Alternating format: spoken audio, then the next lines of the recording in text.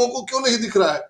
तो अगर लोग वोटर इन सारी चीजों को नहीं देखता है तो दिखाना पड़ेगा, बताना पड़ेगा। अगर ये बताई जाएंगी और वोटर इस बात से बेपरवाह है कि कौन सरकार में है और वो क्या कर रहा है, तो कुछ नहीं किया जा सकता है।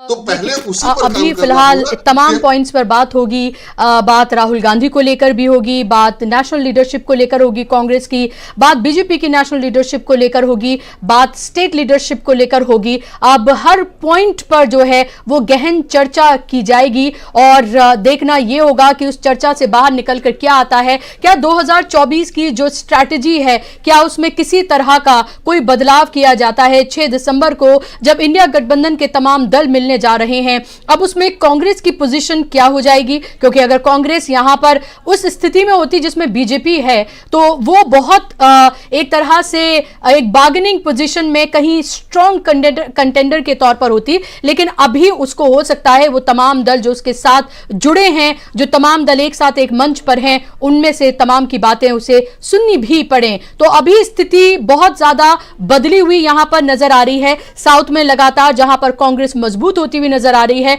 तो वहीं नॉर्थ इंडिया में अभी उसे बहुत काम करने की जरूरत है। ये नतीजे साफ तौर पर ये बताते हैं जो लड़ाई उसने शुरू की है कांग्रेस ने, राहुल गांधी ने जो लीड ली है और जो वो बात कर रहे हैं, जो नजरियात की जो बात करते हैं, उसको अभी और मजबूती से लड़ने की जरूरत है। ये इलेक्शन के नतीजे बताते हैं कि उन जैसा बन के आप इलेक्शन को नहीं जीत सकते हैं और स्टेट लीडरशिप के भरोसे भी सब कुछ छोड़कर आप नहीं जीत सकते हैं। आपको कुछ ऐसे कदम उठाने पड़ेंगे, आपकी सिर्फ नाराजगी कुछ नेताओं की हो जाए इस वजह से आप वो काम ना करें जो आपको करने हैं, तो इसको लेकर भी यहां पर एक बड़ा सवाल है, उस पर आपको सोचने की जरूरत है।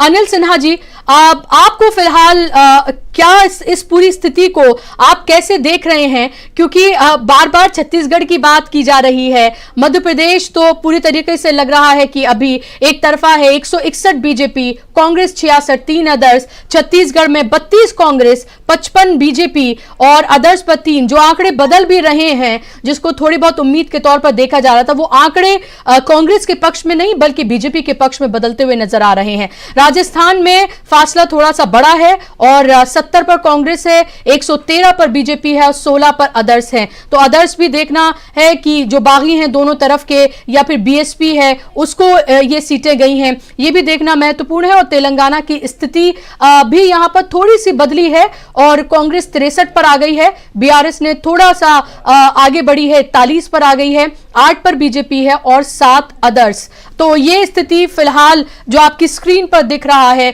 जो तमाम दर्शक सुबह से हमारे साथ जुड़े हुए हैं वो ये देख पा रहे हैं कि किस तरह की स्थिति फिलहाल बनती हुई नजर आ रही है। अनिल जी, मैं आपके पास आ रही हूं 1 मिनट में। मैं एक कमेंट जो है अमलेंदु उपाध्याय जी से जरूर लेना चाहूंगी। अमलेंदु जी, स्थिति को आप जरा थोड़ा सा एक्सप्लेन करिए कि फिलहाल जो ये सब कुछ हो रहा है इसको आप कैसे देख रहे हैं, क्योंकि ये तो शायद ये कल्पना से परे है ये तस्वीर फिलहाल, खासतौर पर छत्तीसगढ़ की जब हम बात कर रहे हैं, क्योंकि ये शायद उल्टा सोचा गया था और अभी बिल्कुल उसके ऑपोजिट ही देखने के लिए मिल रहा है। निमिषा जी, आपकी बात बिल्कुल सही है कि जो सोचा गया था उसके हिसाब से ये परिणाम नहीं आ रहे हैं और इसमें कहीं ना कहीं असेसमेंट तमाम लोगों के गलत हुए। हम लोगों के भी बहुत से असेसमेंट आप कह सकती हैं गलत हुए, लेकिन जहाँ तक मुद्दों की सवाल है तो मुद्दों का कोई भी असेसमेंट गलत साबित नहीं हुआ। और अभी भी जो आप देख रही हैं कि मैं अभी जोड़ रहा था कि हिंदी पट्टी में कांग्रेस को कितनी सीटें हैं और भारतीय जनता पार्टी को कितनी सीटें हैं, तो कांग्रेस को 166 के आसपास सीटें मुझे लगता है कि मिल रही हैं इस हिंदी पट्टी में, कि 3 राज्यों में। भारतीय जनता पार्टी को 300 के आसपास कुछ मिल रही, मतलब टक्कर है, मतलब आप कह सकती हैं कि एकदम लाइन से बाहर नहीं हो गई है कांग्रेस जो है। तो इसलिए जो है कि वो संभावनाएं खत्म हो गई, तो ऐसा कोई संभावना खत्म होने की स्थिति नहीं है। हालांकि ये बात सही है कि कांग्रेस को अपने अंदर बहुत सी चीज़ों को आत्ममंथन करना पड़ेगा। और जो अनिल सिन्हा जी ने बात कही थी, सबसे बड़ी बात वही है कि जब एक तरफ सारी चीज़ें एक साइड में हो तो उस समय अकेले आप कांग्रेस से ये उम्मीद करें कि वो सबसे लड़के जो है आगे आ जाएगी, तो ये उम्मीदें भी जो है वो ठीक ज़्यादा नहीं है। तो कांग्रेस जितना लड़ी है मुझे लगता है कि ये काफ़ी ज़्यादा लड़ी है और ये ठीक है कि कांग्रेस इससे ज़्यादा और अच्छा कर सकती थी अपने अंदर की बहुत सी चीज़ों को ठीक दुरुस्त करके। दूसरा सवाल ये कि बुशरा जी, जैसे हम लोग बात कर रहे थे कि उसके भारतीय जनता पार्टी के सहयोगी कौन कौन है, आपने भी कई बार उस मीडिया का नाम लिया, कॉर्पोरेट मीडिया का, प्रशांत जी ने भी उसकी बात की थी। आप एक बात देखिए कि कॉर्पोरेट मीडिया पूरे चुनाव से पहले भी, चुनाव के दौरान भी और कल तक भी और आज तक भी वो लगातार मजबूती के साथ खड़ा हुआ है भारतीय जनता पार्टी के साथ। आपने उसको कहीं विचलित होते हुए नहीं देखा होगा, उसको आपने उसको कहीं ये नहीं सुना होगा कि वो भारतीय जनता पार्टी की कोई मीन में कोई कमियां निकाल रहा हो, है ना। जो सेकुलर मीडिया कहा जा रहा है, जो अल्टरनेटिव मीडिया कहा जा रहा है, उसके तमाम धुरंधर जो हैं, जो कांग्रेस के नज़दीकी बड़े समझे जाते हैं कि साहब कांग्रेस के लिए वो काम करते हैं और कांग्रेस उनको भेज रही थी, ये भी चर्चाएं थी, मैं किसी का नाम नहीं लूंगा जी जी। वो लोग क्या कर रहे थे और अभी क्या कर रहे हैं। इस समय भी कहा जा रहा है, बाकायदा चलाया जा रहा है कि मोदी का तोड़ नहीं है, सेकुलर मीडिया में चलाया जा रहा है। कांग्रेस के पास मोदी का कोई तोड़ नहीं है, ये सेकुलर मीडिया चला रहा है। ये जिसे आप गोदी मीडिया कह रही है, कॉर्पोरेट मीडिया कह रही है, वो नहीं चला रहा है। ये सेकुलर मीडिया जो है वो चला रहा है कि कांग्रेस के पास मोदी का तोड़ नहीं है, तो नहीं है तो नमस्ते करो, फिर जी बंद करो सब अपनी दुकानें, जाओ अपने घरों को। भाई बात मोदी का तो है ही नहीं। आप लोकतंत्र को ही चैलेंज कर रहे हैं, आप लोकतंत्र को चैलेंज कर रहे हैं। तो ये मुझे लगता है कि कांग्रेस को भी इस तरफ देखने की जरूरत होगी कि अपनी कील काट के दोस्त करें, और जो हम लोग जो खासतौर से खुद को सेकुलर मीडिया कहते हैं या अल्टरनेटिव मीडिया कहते हैं, उनको भी अपनी कार्यप्रणाली पर ध्यान देने की आवश्यकता है। मैं देख रहा था बुशरा जी, जिस दिन राजस्थान का चुनाव हो रहा था, वोट पड़ रहे थे, राजस्थान से कुछ लोग लौट रहे थे, वो सेकुलर मीडिया वाले, वो ट्वीट करने लगातार कि बूथ पे जो है वो भारतीय जनता पार्टी बड़ी मजबूत है और कांग्रेस कहीं नहीं है। भाई आप जो सेकुलर मीडिया जो आप अभी तक कांग्रेस का तुमार बांध रहे थे, वो अगर आप जो है वोटिंग वाले दिन सुबह सुबह आप 7 बजे और 8 बजे 9 बजे अगर आप ये ट्वीट कर रहे हैं, क्या मतलब है इसका जी है। एक जो है वो बाबा जो है ट्वीट कर रहे हैं कि गुजरों ने जो है वो वोट नहीं दिया, गुजरों ने वोट नहीं, वो कल तक गुजरों को ही दोष दे रहे थे। अरे भैया अगर गुजरों ने साथ नहीं दिया तो कांग्रेस की 70 सीटें कहाँ से आ रही हैं जी, बिना गुजरों के साथ की 70 सीटें नहीं आ रही है ना। तो ये सारी चीजें जिस तरीके से यहाँ चली, लोग मतलब निष्पक्ष देखने की जो चाहत है, मुझे लगता है कि ये मोदी जी ने जिस तरीके से लाइन खींची है कि कोई निष्पक्ष नहीं है, ये अपनाना पड़ेगा कि निष्पक्ष कोई नहीं है। आपकी जो लाइन है उस लाइन पे आप तय रहिए। कॉर्पोरेट मीडिया ने, जिसे आप गोदी मीडिया कहती हैं, उस गोदी मीडिया ने अपनी लाइन तय की हुई है कि वो निष्पक्ष नहीं है, वो मोदी जी के साथ, भारतीय जनता पार्टी के साथ हर स्थिति में खड़ा है। तो दूसरी तरफ का मीडिया जो, उसको भी अपनी लाइनें तय करनी होंगी कि आप खड़े किस तरफ हैं, आखिर आप फ्रेंड्स के किस तरफ हैं।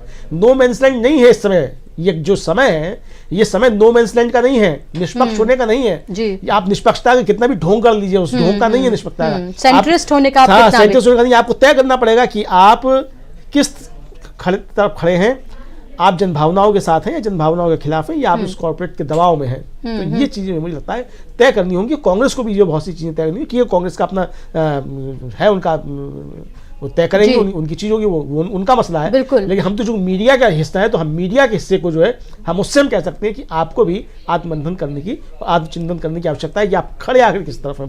बिल्कुल। और अगर आप ये कहें कि मोदी का कोई तोड़ नहीं है, तो आप में और फिर उस गोदी मीडिया में क्या फर्क है जो ये कहता है कि if not Modi then who. अगर आप इन दोनों लाइनों को देखें तो इनका मतलब तो एक ही निकल रहा है कि आप ये कह रहे हैं कि उनका कोई तोड़ नहीं है, वो ये कहते हैं कि अगर मोदी नहीं तो कौन।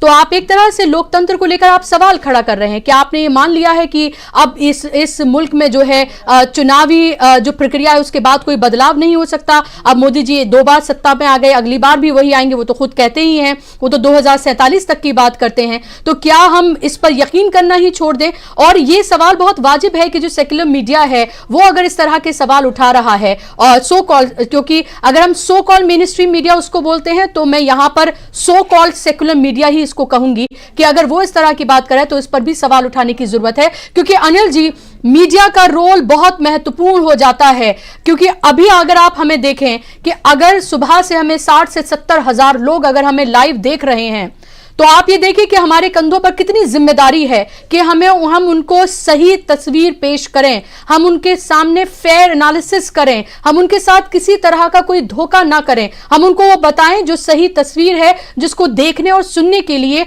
वो हमारे साथ सुबह से बैठे हुए हैं या हम पर यकीन करते हैं, जिसकी बदौलत हम जो है 4 मिलियन से ज्यादा का 4.5 मिलियन करीब का हम परिवार हैं। तो आपको नहीं लगता कि मीडिया जो ऑल्टरनेटिव मीडिया है उसको भी अपनी तरफ देखने की, झांकने की बात करने की जरूरत है कि वो कहीं, जैसे हम कहते हैं कि कांग्रेस कहीं बीजेपी के ट्रैप में आकर वो सॉफ्ट हिंदुत्व की तरफ जा रही है, तो क्या ऑल्टरनेटिव मीडिया को देखने की जरूरत नहीं कि क्या गोदी मीडिया या सिर्फ फेयर होने के लिए हम किसी तरफ नहीं है, ये दिखाने के लिए आप किसी तरफ तो दिख रहे हैं? नहीं, देखिए, ये अमलेंदु जी ने बहुत ही अच्छी बात कही, और ये मैं लगातार कहता रहता हूं अपने चैनल सब जगह कि मैं न्यूट्रल नहीं हूं, मैं लोकतंत्र के पक्ष में हूं, मैं कम्युनलिज्म के खिलाफ हूं। ये कहना चाहिए और इसके पक्ष में बात करनी चाहिए। ये जो न्यूट्रलिटी का जो है नाटक, ये नौटंकी की कोई जरूरत नहीं है नहीं न्यूट्रलिटी। कौन न्यूट्रल है? न्यूट्रल का मतलब क्या है कि जो जनता के खिलाफ चल रहा है उसको समर्थन करें और हम बैठ करके उसको तटस्थ रूप से देखें, इसकी कोई जरूरत नहीं है। ये जो मीडिया है इसका इंटरेस्ट, सेकुलर मीडिया के बारे में मैं बात नहीं करता हूं, कहना चाहता हूं चूंकि उनके ही बीच में जाता हूं लगातार, लेकिन मैं आपको ये बताना चाहता हूं कि उनको एक ललक रहती है कि गोदी मीडिया भी एक्सेप्ट करे उनको। ये ललक खत्म कर देनी चाहिए। मैं कभी नहीं, मैं ये बोलना नहीं चाहता, लेकिन आपको बताऊं कि एक ऐसा ही ऑफर आया था कि एक गोदी मीडिया का सबसे जो वर्स्ट चैनल है और लेकिन बहुत टीआरपी वाला, उस पे बुलाने की बात आई थी कि आप उसमें पैनल पे। मैंने कहा कि मैं उस पैनल में वहां जाके क्या करूंगा, गाली सुनने के लिए थोड़े जाना है और उसकी जरूरत क्या है। तो आपको दो नाव पे पांव नहीं रखना है। ये मीडिया कर्मियों के लिए जरूरत है, उनको लाइन चुननी पड़ेगी। ये संघर्ष है लोकतंत्र का, ये संघर्ष है अभिव्यक्ति की स्वतंत्रता को बचाने का। इस संघर्ष में आप किस तरफ हैं ये आप तय करिए। इसमें न्यूट्रलिटी कुछ हो ही नहीं सकती। और न्यूट्रलिटी तो यही है कि हम जो है अभिव्यक्ति की स्वतंत्रता के पक्ष में है, हम लोकतंत्र के पक्ष में है, हम उनका पक्ष नहीं ले रहे हैं जो शोषण के पक्ष में है, जो कॉर्पोरेट के पक्ष में है, जो अभिव्यक्ति की स्वतंत्रता का गला घोंटने के पक्ष में है। इसलिए उसमें तो कोई दिक्कत नहीं है। एक चीज मैं बोलूंगा कि कांग्रेस के बारे में हम लोग एनालिसिस करने लगे हैं इस तरह से, जैसा लगने लगता है जो सेकुलर मीडिया का जो दोष है, मतलब जो खामी नजर आ रही है मुझको, कि वो ऐसा मानने लगा है कि बीजेपी को हरा करके कांग्रेस बैठ चुकी थी। ऐसा नहीं था। कांग्रेस को स्क्रैच से स्टार्ट करना पड़ा। आप सोच लीजिए कि कमलनाथ, तो मैंने पहले भी कहा और मैं दोहराता हूं कि कमलनाथ को क्यों लीडर बनाना पड़ा, इसीलिए कि चुनाव लड़ने के लिए पैसे की जरूरत जो थी वो कमलनाथ जैसे नेता ही उगा सकते थे, कैंडिडेट नहीं खड़ा करने के लिए। पूरा का पूरा मीडिया, और वो कमलनाथ इस चक्कर में जो गोदी मीडिया वाला ये है पत्रकार, उसको भी के पास चले गए, जबकि उनका बहिष्कार कर रही है कांग्रेस। तो ये कमलनाथ जैसे लोगों के नेतृत्व में कांग्रेस स्वीकार करना पड़ा प्रैक्टिकल मजबूरी में, लेकिन उसका खामियाजा भुगतना पड़ा। ये रिस्क लेना था कांग्रेस को कि कमलनाथ जैसे लोगों को लीडरशिप नहीं देनी थी। दूसरी बात यह है कि मैं थोड़ा सा, आपने भी कहा कि कांग्रेस के लोग फोन नहीं उठाते, वो नहीं है। कांग्रेस ने तो, मैं आपको बताऊं कि इतने साल तक हमने जर्नलिज्म की, इतना खिलाफ में जो कांग्रेस के सबसे बड़े नेता लोग हैं उनके खिलाफ रोज छापते रहे हम लोग। जनसत्ता अखबार में मैं था, लेकिन कभी उन्होंने हमसे शिकायत नहीं की, हमारे साथ बेअदबी नहीं की, और ना उन्होंने जो मालिक है उसको फोन करके बताया हो। और ये आप यहाँ अभी आप क्या लिख सकते, आप क्या बोल सकते, एक प्रेस कॉन्फ्रेंस नहीं। उसमें तो परंपरा ये रही है कि जिस समय ये मतलब कैबिनेट की मीटिंग होगी, कैबिनेट की मीटिंग के बाद आप कभी सुना है कि कैबिनेट की ब्रीफिंग ना हो? चीफ मिनिस्टर कैबिनेट की ब्रीफिंग करता था, एकदम रेगुलर करना है। और जब संसद का सत्र चल रहा हो या विधानसभा का सत्र चल रहा हो, तो कैबिनेट कोई भी फैसला बिना संसद मतलब पटल पर रखे हुए बाहर नहीं बताया करता था। आज कोई नॉर्म रह गया है, कैबिनेट के डिसीजन लेते हैं बिना मतलब इसके संसद सत्र चल रहा है, कैबिनेट के डिसीजन के पहले घोषणा। कोई लोकतंत्र कहीं बचा है क्या?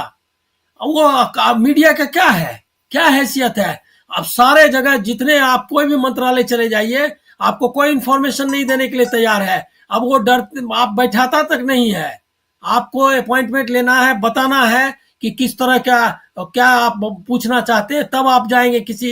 ये सब क्या था? हम किसी जगह एक्सेस का मतलब ये था कि कहीं भी आप जा करके ले सकते हैं। कांग्रेस ने जो लोकतंत्र में एक ब्रीफ पीरियड जो है इमरजेंसी, उसको छोड़ करके उसने पूरा पालन किया, अभी तक कर रहे हैं वो। इसीलिए ये सब जो है इस नैरेटिव को भी हम लोगों को कंटेस्ट करना चाहिए कि कांग्रेस भी ऐसा करती रही। एक न्यूट्रल लोग ये बनने के चक्कर में लोग बोलते हैं ना ना ऐसा तो होता रहा। कब ऐसा हुआ है? कब ऐसा हुआ है कि ईडी जो है, ईडी या सीबीआई चुनाव चल रहा हो और कैंडिडेट के घर पे ईडी और ये जा रहा हो? कभी आपने सुना है? कभी इमरजेंसी के दौर में भी नहीं हुआ। इमरजेंसी में जैसे ही इमरजेंसी उठाकर चुनाव का डिक्लेरेशन किया इंदिरा गांधी ने, उसके बाद किसी के न गिरफ्तारी हुई, सारे लोग रिलीज कर दिए गए, किसी के घर पर पुलिस भी नहीं गया, कांस्टेबल।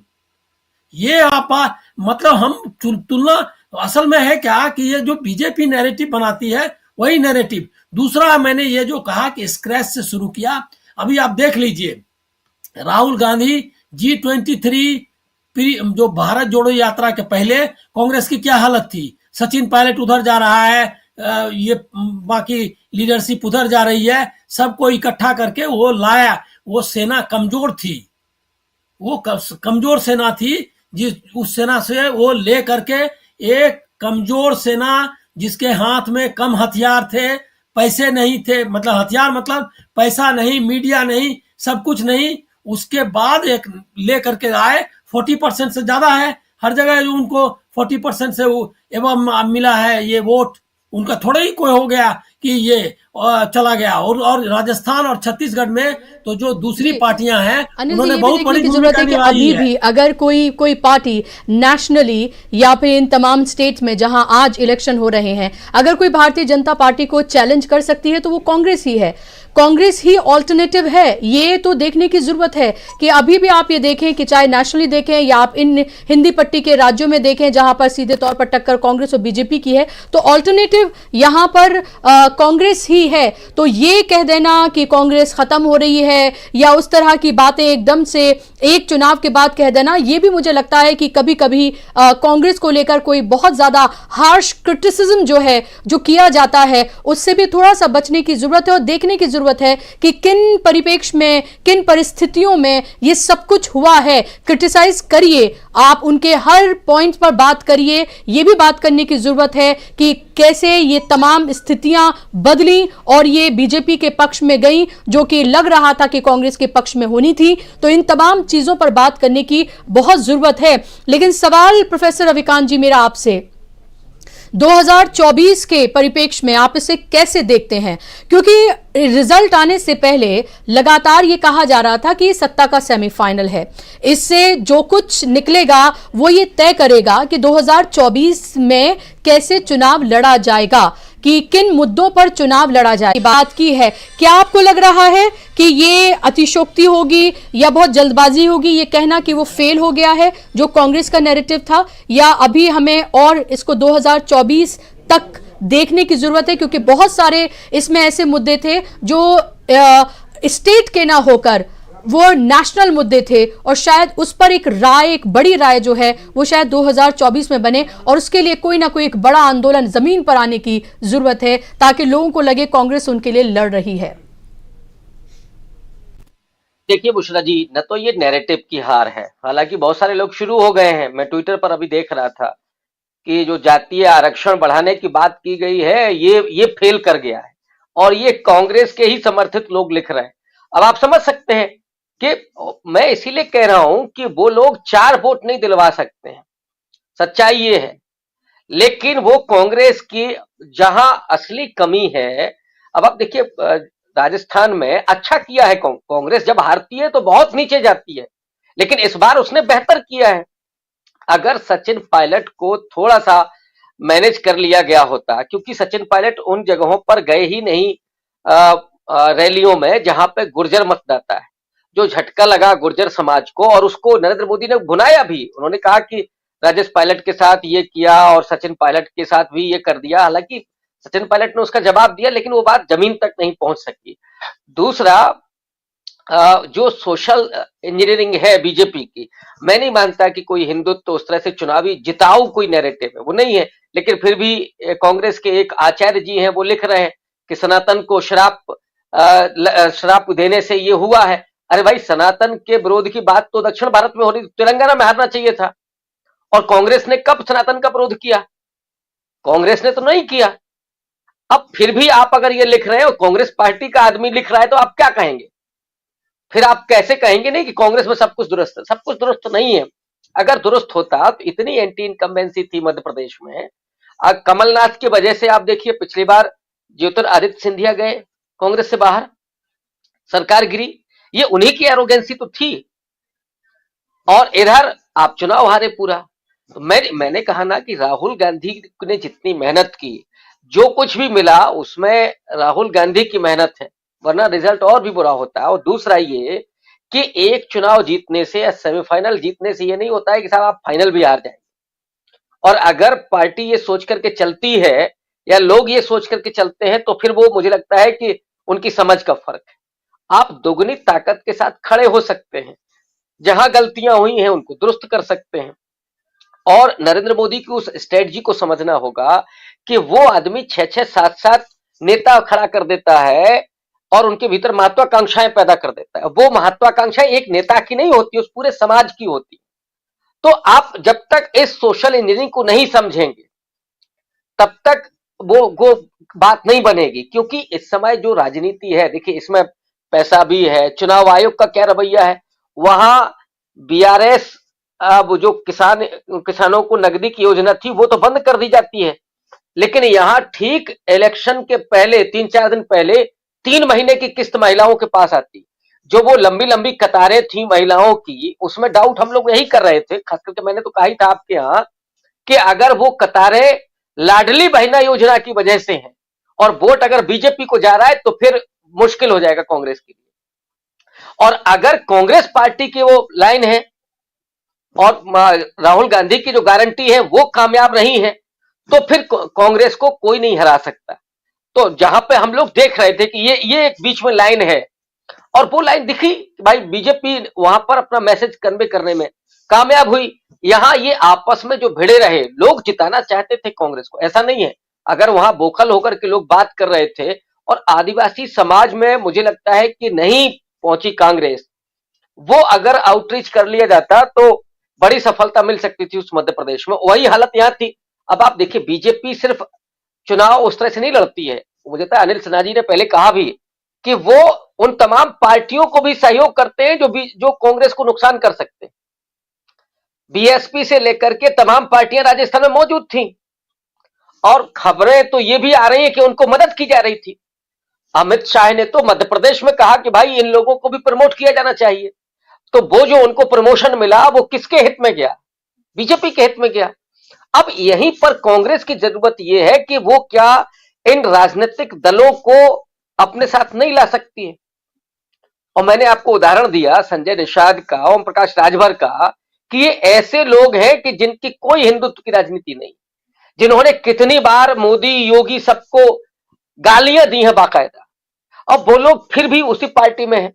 इस बात को तो आपको समझना होगा ना। ये नहीं है कि आप अगर ये बात कह रहे हैं तो कांग्रेस नहीं, राहुल गांधी मुझे लगता है उस बात को समझते हैं। लेकिन जो सेकंड लीडरशिप है उसका माइंडसेट वही है, उनके लिए नेता वो बने रहे, बाकी लोग वोट करें। तो सोशल सिक्योरिटी का जो सवाल है, जिसको लोग नहीं समझ पा रहे, कांग्रेस के लोग नहीं समझ रहे कि अति जो बिल्कुल गरीब है उसके लिए क्या है, बताइए मुझे। वो आपके इस जाति जनगणना के नैरेटिव के साथ जाएगा क्या? मुझे कोई बता दे कि साहब वो इस बात को समझ रहा हो। और लोकतंत्र को वो उस ढंग से नहीं समझ रहा है, क्योंकि आप वहां नहीं समझा रहे। दिन भर तो गोदी मीडिया चलता है। अब टेलीविजन कौन लोग देखते हैं? टेलीविजन अब मिडिल क्लास नहीं देखता है, टेलीविजन देख रहा है गरीब आदमी। दिन भर मोदी जी उस पर रहते हैं, ये योजना वो योजना, सारा कुछ, सारा झूठ, सारा फरेब। अब वो लोग अगर नहीं समझ रहे हैं तो इसमें गलती किसकी है? गलती है जो विपक्ष की पार्टियां हैं, क्योंकि वो वहां उसके पास नहीं जा रही। यहां पे क्या है, सब हवाई नेता हैं और वो अपना नंबर बढ़वाते हैं, कहीं इधर उधर बैठ करके, दिल्ली में चक्कर लगा करके, भोपाल में चक्कर लगा करके। देखिए, काम जो करता है वो दलित, पिछड़ा, आदिवासी करता है। और मैं इसको डंके की चोट पर कहता हूं, मुझे कोई शर्म नहीं है और ना ही मुझे इस बात की चिंता है कोई मेरी आलोचना करेगा। जो काम करता है वो इन जातियों के लोग काम करते हैं, आप उनसे काम ले सकते हैं। लेकिन आपके इर्द गिर्द कौन लोग हैं? उनका एक भाई बीजेपी में बैठा है, दूसरा भाई फला किसी और पार्टी में बैठा है, आप उनसे सोचते हैं कि वो काम करेंगे। इस बात को राहुल गांधी जानते हैं, जितनी मेरी जानकारी, वो इस बात को समझते हैं। लेकिन वो जितना डेमोक्रेटिक है, कांग्रेस का डेमोक्रेटिक होना भी एक वो है कि भाई इस समय आप किसी लीडर, अब कमलनाथ को क्यों नहीं रोका गया कि जब राहुल गांधी बात कर रहे हैं जाति जनगणना की, सोशल जस्टिस की, तो आप बाबा बागेश्वर के पास जा रहे हैं। कमलनाथ उस दलित के पास क्यों नहीं जाते जिसे बाबा बागेश्वर के भाई ने पीटा था, क्यों नहीं गए? और फिर आप चाहते हैं कि दलित वोट करे। इसलिए मैं कह रहा हूं मोदी कोई ऐसा नहीं है कोई मैजिक हो, कोई मैजिक नहीं है। मोदी केवल सोशल इंजीनियरिंग बेहतर तरीके से करना जानते हैं। अब तेलंगाना में मडिका की जो मैंने बात की, वहां कैसे 8-9 सीटें आ रही हैं जहां पे बिल्कुल नहीं माना जा रहा था कि वहां बीजेपी कहीं है। और मैं इसको भी चुनौती मानता हूं, भले ही कांग्रेस पार्टी वहां चुनाव जीत रही हो, लेकिन ये आपकी चुनौती है बीजेपी की 8 सीटें, क्योंकि पिछली बार सिर्फ 1 सीट थी। तो वो कैसे ये देख रहे हैं कि कहां पे ये विभाजन हो सकता है। अब मडिका नॉन मडिका में आप विभाजन कर दीजिए, यहां मेघवाल और जो बैरवा है उसमें आप विभाजन कर दीजिए। ये चीज आपको समझनी पड़ेगी, उसके लिए आपको थिंक टैंक की जरूरत है, वो आपके पास है। और वो किसी सीखना भी नहीं चाहते, जानना भी नहीं चाहते। और जो अभी सना साहब ने कहा था कि जो सेकुलर मीडिया है वो वहां से जा रहा है, जिन्हें जमीन अमीन का नहीं पता है उनको लगता है नहीं साहब आप ये लाइन ले लिए हैं तो अब चुनाव जीत गए। चुनाव बहुत माइक्रो लेवल पर पहुंचा दिया है बीजेपी ने। पैसा है, टेलीविजन है, बाबा है, कारपोरेट है, चुनाव आयोग है, सारा कुछ तो उसके पास है। आपके पास क्या है? आपके पास वो सिद्धांत है, और वो सिद्धांत आपका पहुंचने का। मैं मानता हूं कि लोकतंत्र, संविधान ये ऐसी पूंजी है जो अगर वहां तक पहुंच जाए तो डेफिनेटली ये टर्नआउट होगा। लेकिन असली बात यह है कि जो आपका लीडरशिप है, जो आपका कार्यकर्ता है, वो वहां तक डिलीवरी नहीं कर रही है आपके विचार का, आपकी बात का। वो कोई काम नहीं करवाता। किसी गरीब के पास जाकर के कोई गया है, मैंने कानपुर में एक रिपोर्टर को भेज करके वहां के मंदिरों में जरा पता करवाया कि क्या स्थिति है। पिछले 9 साल में भिखारियों की संख्या 2 गुनी हुई, और उसमें भिखारी जो बढ़े हैं वो मोस्टली ओबीसी और दलित हैं। ये पूरी रिपोर्ट, वो मैक्सिमम ये कह रहे हैं कि कांग्रेस पार्टी अच्छी थी। अब मुझे ये बताइए कि वो तो कह रहे हैं कांग्रेस पार्टी अच्छी थी, लेकिन उनके पास जाने वाला भाजपा का आदमी है, तो वोट किसको करेंगे? सवाल तो ये है ना। अब आप कहें कि नहीं उसको कर रहे हैं, वो अगर यही अकल होती तो भीख नहीं मांग रहा होता। वो अगर इतनी आपके कंसर्न से जुड़ा होता, डेमोक्रेसी के, कॉन्स्टिट्यूशन के, तो बेचारा भीख नहीं मांग रहा होता। वो तो कह रहा है ना कि कांग्रेस पार्टी अच्छी थी। अब कांग्रेस पार्टी का कोई आदमी पहुंच ही नहीं रहा है, ये उसकी गलती नहीं है। मैं कभी भी मतदाताओं की गलती नहीं मानता। ये सारा कुछ, हाँ मैं ये मानता हूं कि एक तरफ पूरी ताकत है और आपके पास सिर्फ सिद्धांत हैं, मूल्य हैं, और आप जमीन पर हैं, लेकिन चुनाव तब भी हराए जा सकते हैं। और ये तेलंगाना डीके शिव कुमार जैसे व्यक्ति को आगे करके कांग्रेस पार्टी को मुझे लगता है कि फिर अपना पूरा एक्सप्लोर करना चाहिए, पूरे उस एक्सपेरिमेंट को जो उन्होंने वहां पे किया है। अब आप डेफिनेटली राहुल गांधी, सोनिया गांधी की लोकप्रियता है, और लेकिन जमीन पर जिस चीज को समझा, और डीके शिव कुमार का कर्नाटक के चुनाव के बाद मुझे याद है कि उन्होंने कहा था कि दक्षिण भारत की 129 सीटें हैं शायद लोकसभा की, 100 सीटें हम आपको देंगे। और तेलंगाना में जिता करके वो आदमी दिखा रहा है कि नहीं, हाँ उसकी है, उसकी पकड़ है और उसके पास फॉर्मूला होगा जीतने का। अब आप उसको नहीं लाएंगे, फिर आप बोलेंगे कि आप नहीं कांग्रेस को आप क्रिटिसाइज ना करें। आप किसी वेणुगोपाल को रखिए, आप रखिए सुरजेवाला को, और फिर दोष दीजिए लोगों को। नहीं होता है ना। आपको अगर डेमोक्रेसी की चिंता है, डेमोक्रेसी के प्रति आपका सम्मान है, तो सम्मान इसका भी करना पड़ेगा जो मैंडेट आ रहा है। आपको विचार ये करना है क्यों आ रहा है, कहां हमारी कमी रही। मैं तो कह रहा हूं कि आपको अगर काम लेना है, दलित, पिछड़ा और आदिवासी को लीडर बनाइए, और जो आप काम देंगे वो काम करेंगे। काम करवाना आपको आना चाहिए, लेकिन आप उन लोगों को लीडर बनाएंगे जो इस दरवाजे से जाते हैं, उस दरवाजे से निकल करके फिर आपके चक्कर लगाने लगते हैं। तो आप यही नतीजे देखेंगे, चाहे वो सेमीफाइनल हो चाहे फाइनल हो। अर्जुन खड़गे जैसे एक वेटरन एक एक्सपीरियंस लीडर को प्रेसिडेंट बनाना ये बहुत अच्छा कदम था, बहुत सराहनीय कदम था। एक दलित चेहरा जो सर्वमान्य है, सब एक्सेप्टेबल है, और लगातार जब वो रैलियों में गए वो भीड़ उमड़ी और कहीं ना कहीं ऐसा लगा कि दलित वोटर जो है उनकी तरफ आया। और मुझे लगता है कि और ज्यादा इस तरह के जो बदलाव हैं वो कहीं ना कहीं कांग्रेस पार्टी को जरूर करने की जरूरत है। और जो आप बात कह रहे थे कि अगर सेमीफाइनल हार गए तो जरूरी नहीं है कि फाइनल भी हार जाए, तो हमें अभी वर्ल्ड कप जो संपन्न हुआ है उससे देखने की जरूरत है कि तमाम जो मैचेस थे वो जीते, एक के बाद एक लगा के तो अजय है और लास्ट में हरा देंगे। लेकिन देखिए आपका लास्ट क्या हुआ, ऑस्ट्रेलिया ने हरा दिया और इंडिया जो है उसमें हार गया, ऑस्ट्रेलिया जीत गया, कप ले गया। तो ये भी देखने की जरूरत है, बिल्कुल एंड तक पहुंचने से पहले लड़ाई को हारा हुआ मान लिया जाए तो ये भी एक तरह से मनोबल तोड़ने वाली बात होगी। और आप तमाम मेहमान हमारे साथ बने रहिए क्योंकि तेलंगाना की बात बहुत ज्यादा यहां पर हो रही है, क्योंकि वहीं से ही एक अच्छी खबर कांग्रेस को देखने के लिए मिल रही है। रेवंत रेड्डी की बात बार बार हो रही है। देख लेते हैं रेवंत रेड्डी पर एक छोटा सा ये हम उनका बैकग्राउंडर देख लेते हैं कि कैसे वो राजनीति में आए और किस तरह से वो एक बड़ा नाम बने। देखिए जरा आप। तेलंगाना के चुनाव में इन दिनों राज्य में कांग्रेस चीफ रेवंत रेड्डी की खासी चर्चा है। रेवंत 2017 में टीडीपी छोड़कर कांग्रेस में शामिल हुए थे और 4 साल बाद उन्हें कांग्रेस का प्रदेश अध्यक्ष बना दिया गया। 7 जून 2021 को रेवंत रेड्डी प्रदेश कांग्रेस के अध्यक्ष बनाए गए। रेड्डी ने अध्यक्ष पद संभालते ही प्रदेश की राजनीति की दिशा ही बदल दी। 1 साल पहले जब भारत जोड़ो यात्रा तेलंगाना पहुंची थी तो उम्मीद से ज्यादा समर्थन यहां भारत जोड़ो यात्रा को मिला था। इसके पीछे रेवंत रेड्डी की साल भर की मेहनत को ही कारण माना गया था और भारत जोड़ो यात्रा में कांग्रेस के पक्ष में जो माहौल बना उसे चुनाव तक रेवंत रेड्डी ने कांग्रेस की लहर के रूप में मोड़ दिया। इस बार रेवंत कोंडगल और कामारेड्डी 2 सीटों से चुनावी मैदान में हैं। कामारेड्डी सीट तो पूरे प्रदेश की सबसे हॉट सीट बन चुकी है, जहां से सीएम के चंद्रशेखर राव बीआरएस की ओर से चुनावी मैदान में हैं। कांग्रेस के पूरे चुनाव प्रचार अभियान में इस बार रेवंत रेड्डी ही केंद्र में रहे। वो कांग्रेस के प्रदेश अध्यक्ष होने के नाते पूरे प्रदेश भर में प्रचार की जिम्मेदारी संभाल रहे हैं, तो दूसरी ओर केसीआर बीआरएस और एआईएमआईएम के असदुद्दीन ओवैसी से सीधे टक्कर ले रहे हैं।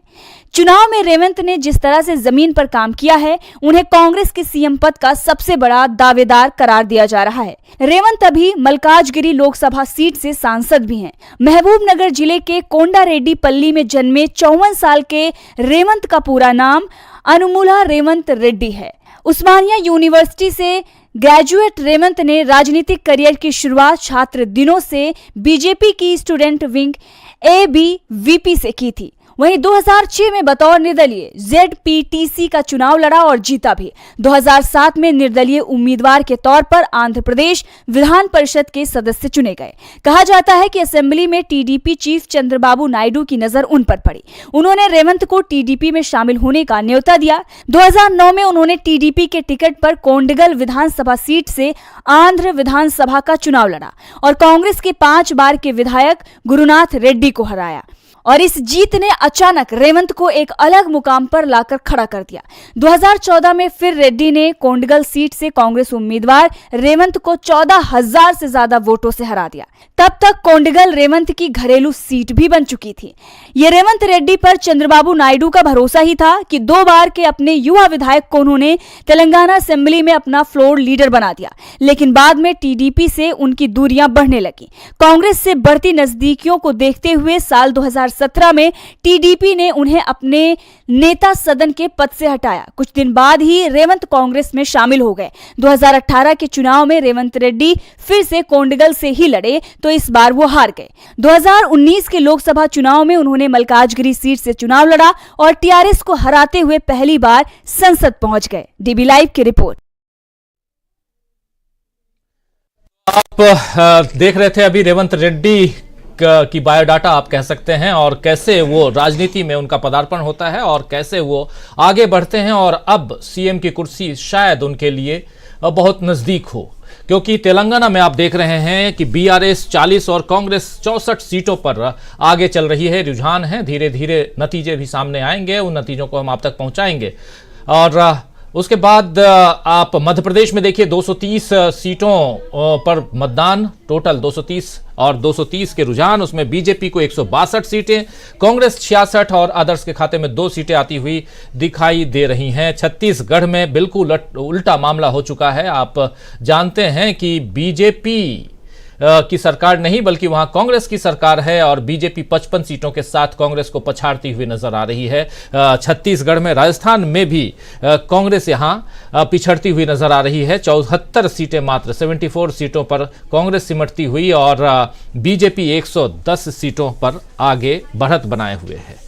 तेलंगाना से लेकर मध्य प्रदेश होते हुए, छत्तीसगढ़ होते हुए राजस्थान तक का सूरत हाल आप यहाँ स्क्रीन पर देख रहे हैं। और अब इन 4 राज्यों में से कहीं ना कहीं हालांकि वोटों की गिनती जारी है, अलग अलग ईवीएम बॉक्स, अलग अलग राउंड पे जो होता है, जो गिनती चलती है, वो सब कुछ अभी जारी है और जैसे जैसे नतीजे सामने आएंगे हम आप तक पहुंचाएंगे। इसीलिए हमारे साथ बने रहिए और इस जो इंफॉर्मेशन, जो आंकड़ों का खेल चल रहा है वो तो हम आप तक पहुंचा ही रहे हैं। साथ साथ हमारे तमाम साथी जो बने हुए हैं इस कार्यक्रम में, उन सब से भी हम उनके थ्रू एक विश्लेषण आप लोगों तक पहुंचा रहे हैं। जरा स्क्रीन पर हमारे तमाम साथियों को ले आइए, जो वरिष्ठ साथी। चलिए, सबसे पहले आप देख रहे होंगे ये कार्टून भी बना रहे हैं हमारे साथी, जाने माने कार्टूनिस्ट इरफान जी। और आज का स्पेशल कार्टून क्या है, जरा इनसे समझ लेते हैं। इरफान जी, आपका स्वागत करता हूं। आप कुछ गहन चिंतन के साथ बना रहे हैं कुछ विशेष कार्टून। जरा आपसे समझूं कि इस कार्टून में आपने बनाया क्या है और उसके बाद जरा एक्सपोज भी करवा दीजिएगा इसको, ताकि हमारे तमाम दर्शक साथी जो हैं वो देख पाएं। फुल स्क्रीन बाद में ले लेंगे, लेकिन पहले समझना चाहता हूं, सुनना चाहता हूं कि आपने बनाया क्या है और इस नतीजे को किस हिसाब से आप देखते हैं। राजीव जी, ये तो फूल खिले हैं, गुलशन गुलशन हो गया, जैसे कि मैंने कार्टून में बनाया है। कर्नाटक चुनाव के जो नतीजे आए थे उसमें खास तौर से भारत जोड़ो यात्रा का बहुत बड़ा योगदान था। लेकिन भारत जोड़ो यात्रा के इस हाईवे के ऊपर अचानक ही कुछ गड्ढे पैदा हो गए हैं राहुल गांधी के लिए, छत्तीसगढ़, मध्य प्रदेश और राजस्थान के रूप में। अब ये देखना है कि आगे इस हाईवे पर उनकी यात्रा कितनी कठिन होने जा रही है और उससे वो किस तरह से निपटेंगे। गड्ढे हो गए हैं जिसमें छत्तीसगढ़ भी है, कुछ राजस्थान भी है और उसके अलावा मध्य प्रदेश भी है। मध्य प्रदेश और राजस्थान से भारत जोड़ो यात्रा गुजरी थी और उम्मीद थी कांग्रेस को कि नैया उसकी पार इस भारत जोड़ो यात्रा के जरिए लग जाएगी, लेकिन ऐसा नहीं होता हुआ नजर आ रहा है। 162 सीटों के साथ एक लंबी बढ़त, 100 से ज्यादा सीटों की बढ़त लेकर यहां देख रहे हैं हम कि बीजेपी आगे है। और ऐसे में क्या इस बढ़त को पाट पाएगी, इस बढ़त के पार जा पाएगी कांग्रेस या उसको कम कर पाएगी कांग्रेस पार्टी, ये बड़ा सवाल है। और इसीलिए मध्य प्रदेश का सूरत हाल आप देख रहे हैं। सबसे बड़ा जो यहां पर सबसे बड़ी खबर जो है वो यही है छत्तीसगढ़ से, जहां किसी भी एग्जिट पोल ने यह नहीं बताया था कि छत्तीसगढ़ में किसी और की सरकार बनेगी, यानी कि बीजेपी की सरकार बनेगी। सब कांग्रेस की सरकार बना रहे थे, लेकिन यहां पर आप देखिए बिल्कुल उलट हो चुका है। तेलंगाना आप देख रहे हैं हमारे स्क्रीन पे, और ऐसे ही राजस्थान।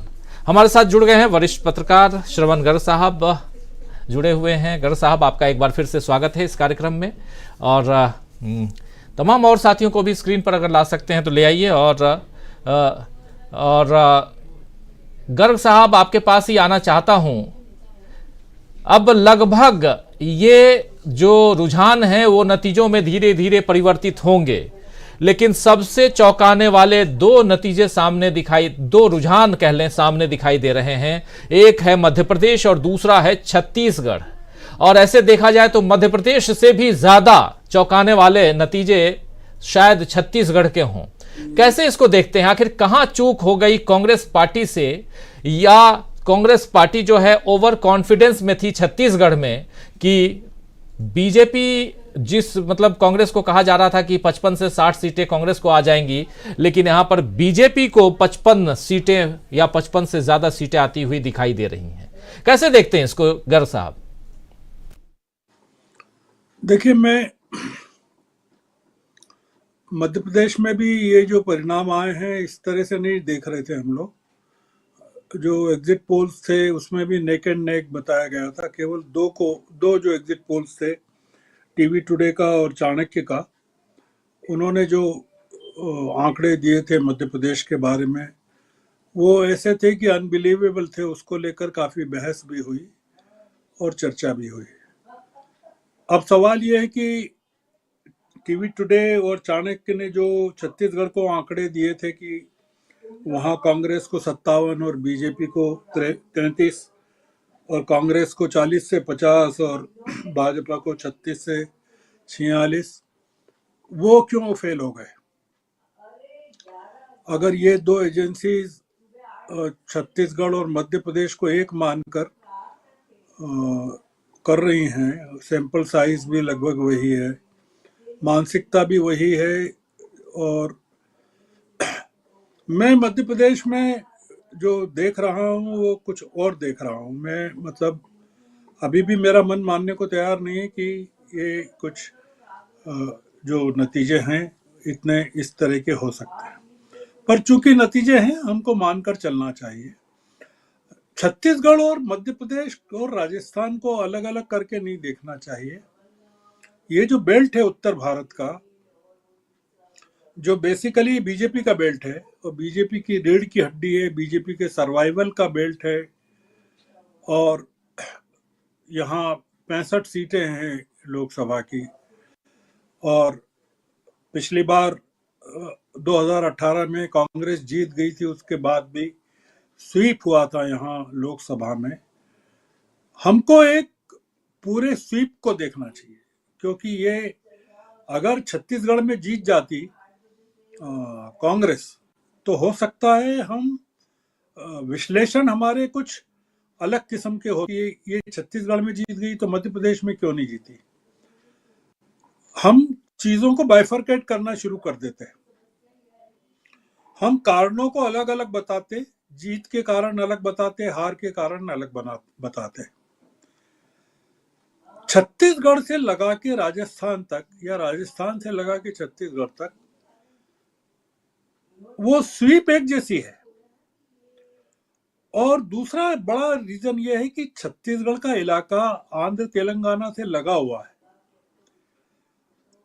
तो तेलंगाना का जो इम्पैक्ट है, जो कांग्रेस के पक्ष में प्रकट हुआ है वहां, वो न छत्तीसगढ़ की बॉर्डर में प्रवेश कर पाया, न उसका इम्पैक्ट छत्तीसगढ़ के जरिए मध्य प्रदेश में प्रवेश कर पाया। तो ये कोई बड़ा मामला है जो मुझे लगता है कि इसका विश्लेषण होना चाहिए कि इसमें हम लोग क्या कारण ढूंढेंगे। मध्य प्रदेश में अगर हम नेतृत्व को कारण ढूंढते हैं, जो ढूंढ रहे हैं, मैं भी ढूंढ रहा हूं कि कमलनाथ की लीडरशिप, उनका एरोगेंस, बागियों का मैदान में होना, उम्मीदवारों का गलत चयन, तो छत्तीसगढ़ में तो ये कोई कारण ही नहीं थे। तो छत्तीसगढ़ में क्या कारण होता है कि भूपेश बघेल भी हारते हारते बच जाते हैं,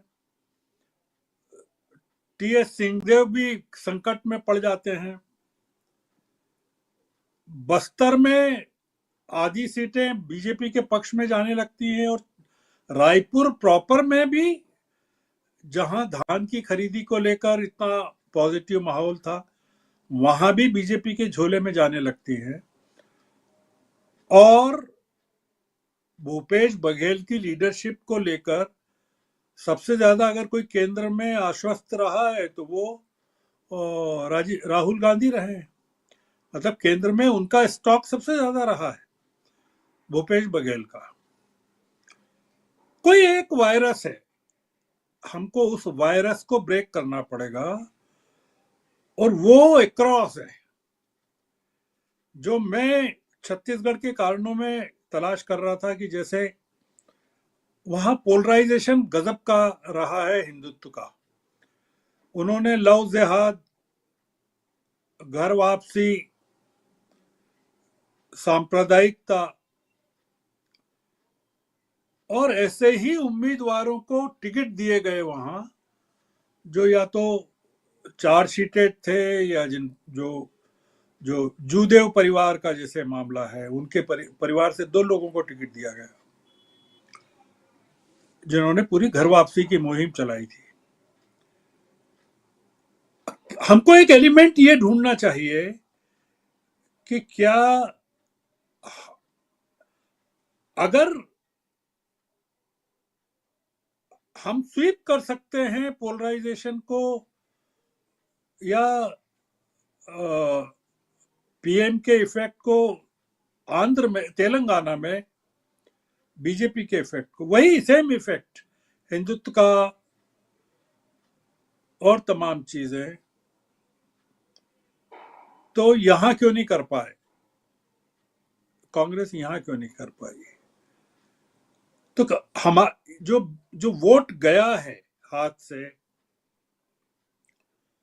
वो क्या हमने दोनों तरफ के वोट खो दिए कांग्रेस ने, कि सॉफ्ट हिंदुत्व के कारण मध्य प्रदेश में जो माइनॉरिटी का वोट था वो भी चला गया हाथ से, और जो हिंदू वोट था वो तो पहले से जो कमिटेड वोट था बीजेपी का वो उनके साथ था, और जो आदिवासी वोट था वो छत्तीसगढ़ में भी चला गया साथ से और मध्य प्रदेश में भी चला गया। मैं बहुत सारी चीजें, और मतलब मैं देख रहा हूं कि जैसे राजस्थान के आंकड़े, कि राजस्थान में मेवाड़ का इलाका और वागड़ का इलाका, वहाँ बहुत सारी सीटें, 28 से ज्यादा सीटें हैं, 30 से ऊपर सीटें हैं, वहां सबसे ज्यादा फोकस किया पोलराइजेशन पे। वो जो उदयपुर का कन्हैयालाल मर्डर केस था उसको उठाया पीएम ने, बार बार उठाया। देखिए ये बड़ी चुनौती है, और आपको और हमको चुनाव के नतीजों पर गौर करने से पहले ये देखना पड़ेगा कि ये जो कम्युनल पोलराइजेशन का कार्ड अगर सक्सेसफुल हो गया है मध्य प्रदेश, छत्तीसगढ़, राजस्थान और गुजरात में, तो 91 सीटें हैं इनमें 4 राज्यों में। इसको कॉम्बैट करने के लिए आपको क्या करना पड़ेगा कांग्रेस को? एक चीज तो जो बड़ी हुई है इससे, वो ये है कि वो जो बैगेज था लीडरशिप का मध्य प्रदेश और राजस्थान में खासकर, और कुछ हद तक छत्तीसगढ़ में भी, उस बैगेज से विधानसभा के रिजल्ट्स ने मुक्ति दिला दिए कांग्रेस के आला कमान को। और ये राहुल की लड़ाई अब नए सिरे से नई लीडरशिप के साथ इन राज्यों में होना है, क्योंकि ये हो गया खत्म खेल। अशोक गहलोत का, कमलनाथ का, कुछ काफी हद तक दिग्विजय सिंह का भी कह सकते हैं अगर नहीं भी हो तो, और यहां आप छत्तीसगढ़ में भी जो डोमिनेंट लीडरशिप थी उसका भी काफी खेल कमजोर हो गया है। ये एक जिसको कहते हैं ब्लेजिंग इन डिस्गाइज है। अगर ये जीत जाते 2 राज्यों में भी 3 में से, तो इन्फ्लेटेड ईगो के साथ ये लोकसभा को लड़ते और लोकसभा का रिजल्ट 2018 की तरह हो जाता। अब जो है मामला डिफीट का एक अलग किस्म का हो गया है, और मुझे लगता है कि ये काफी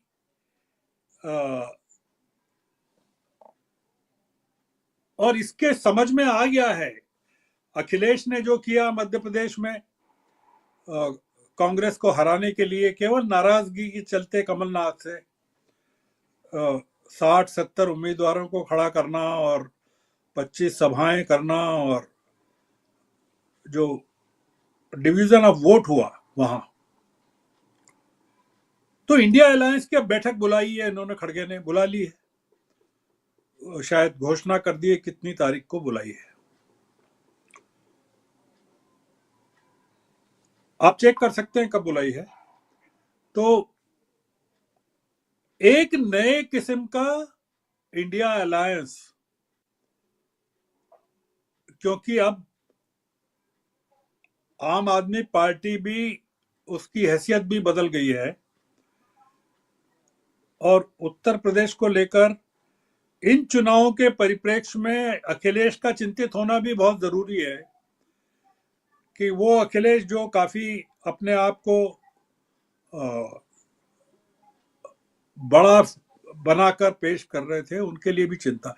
मुझे लगता है कि ये जो आने वाले 2-3 महीने हैं, ये कांग्रेस की इंडिया अलायंस को, लीडरशिप को लेकर और राहुल के लीडरशिप को लेकर काफी, और बीजेपी के लिए दिक्कत के होंगे। आपके पास टाइम हो तो मैं केवल एक बात कहना चाहता हूं, इन नतीजों के बाद भारतीय जनता पार्टी के लिए दिक्कतें राज्यों में बड़ी होने वाली हैं, क्योंकि चीफ मिनिस्टरशिप के कंटेंडर्स बहुत सारे हैं।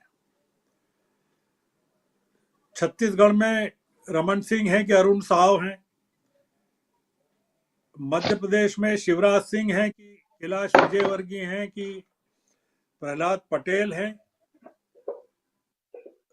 कि ज्योतिरादित्य सिंधिया हैं, राजस्थान में वसुंधरा हैं कि दिया कुमारी हैं कि कोई तीसरा फैक्टर है। मेरा ऐसा मानना है कि भारतीय जनता पार्टी ने चाहे चुनाव जीत लिए हों, भारतीय जनता पार्टी राज्यों में कमजोर हो गई है, होगी, और इन चुनावों के बाद कांग्रेस जो है नए सिरे से जब अपने आप को ऑर्गेनाइज करेगी, तो मुझे ऐसा फील होता है कि वो काफी मजबूत होकर उभरना चाहिए। तो इसके जो मैं कारणों की जो बात कर रहा हूं, कारणों का तो जब स्पेसिफिक एनालिसिस होगा तब पता चलेगा कि इसमें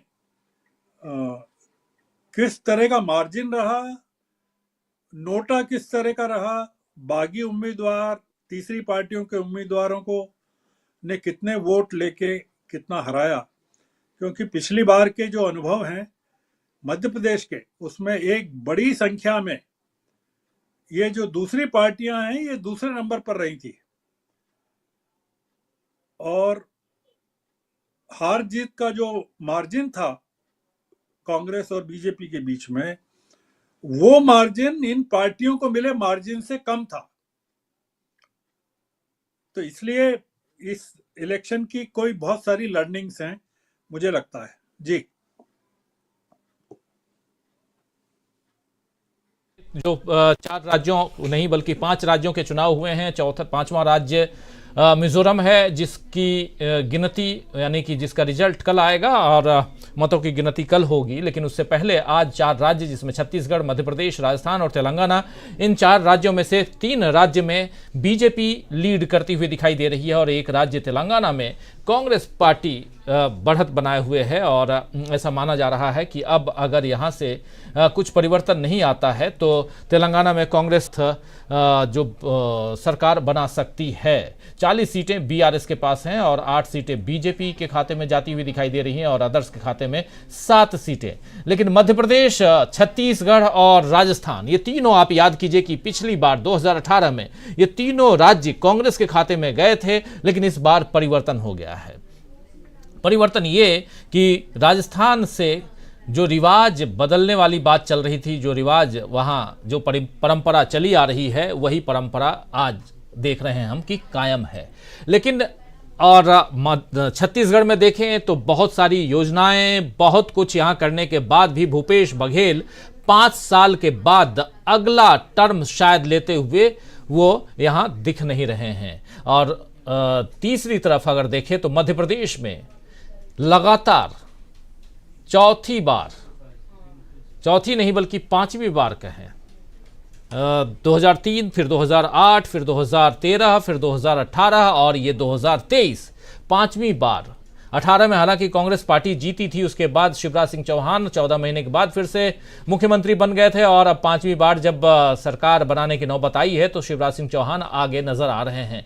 सबसे बड़ी बात यहाँ जो श्रवण गर्ग साहब कह रहे थे कि इतने सारे बड़े बड़े कद्दावर नेता हैं, इन कद्दावर नेताओं में से किसको किस कुर्सी पर बैठाया जाए, ये भी एक बड़ी चुनौती बीजेपी के सामने होगी। बीजेपी के सामने बहुत सारी चुनौतियां हैं, उन चुनौतियों का सामना कैसे करेगी ये तो हम देखेंगे ही, लेकिन चुनौतियां कांग्रेस के सामने भी कम नहीं हैं। कांग्रेस के सामने सबसे बड़ी चुनौती है कि राहुल गांधी को अपनी टीम बनानी है।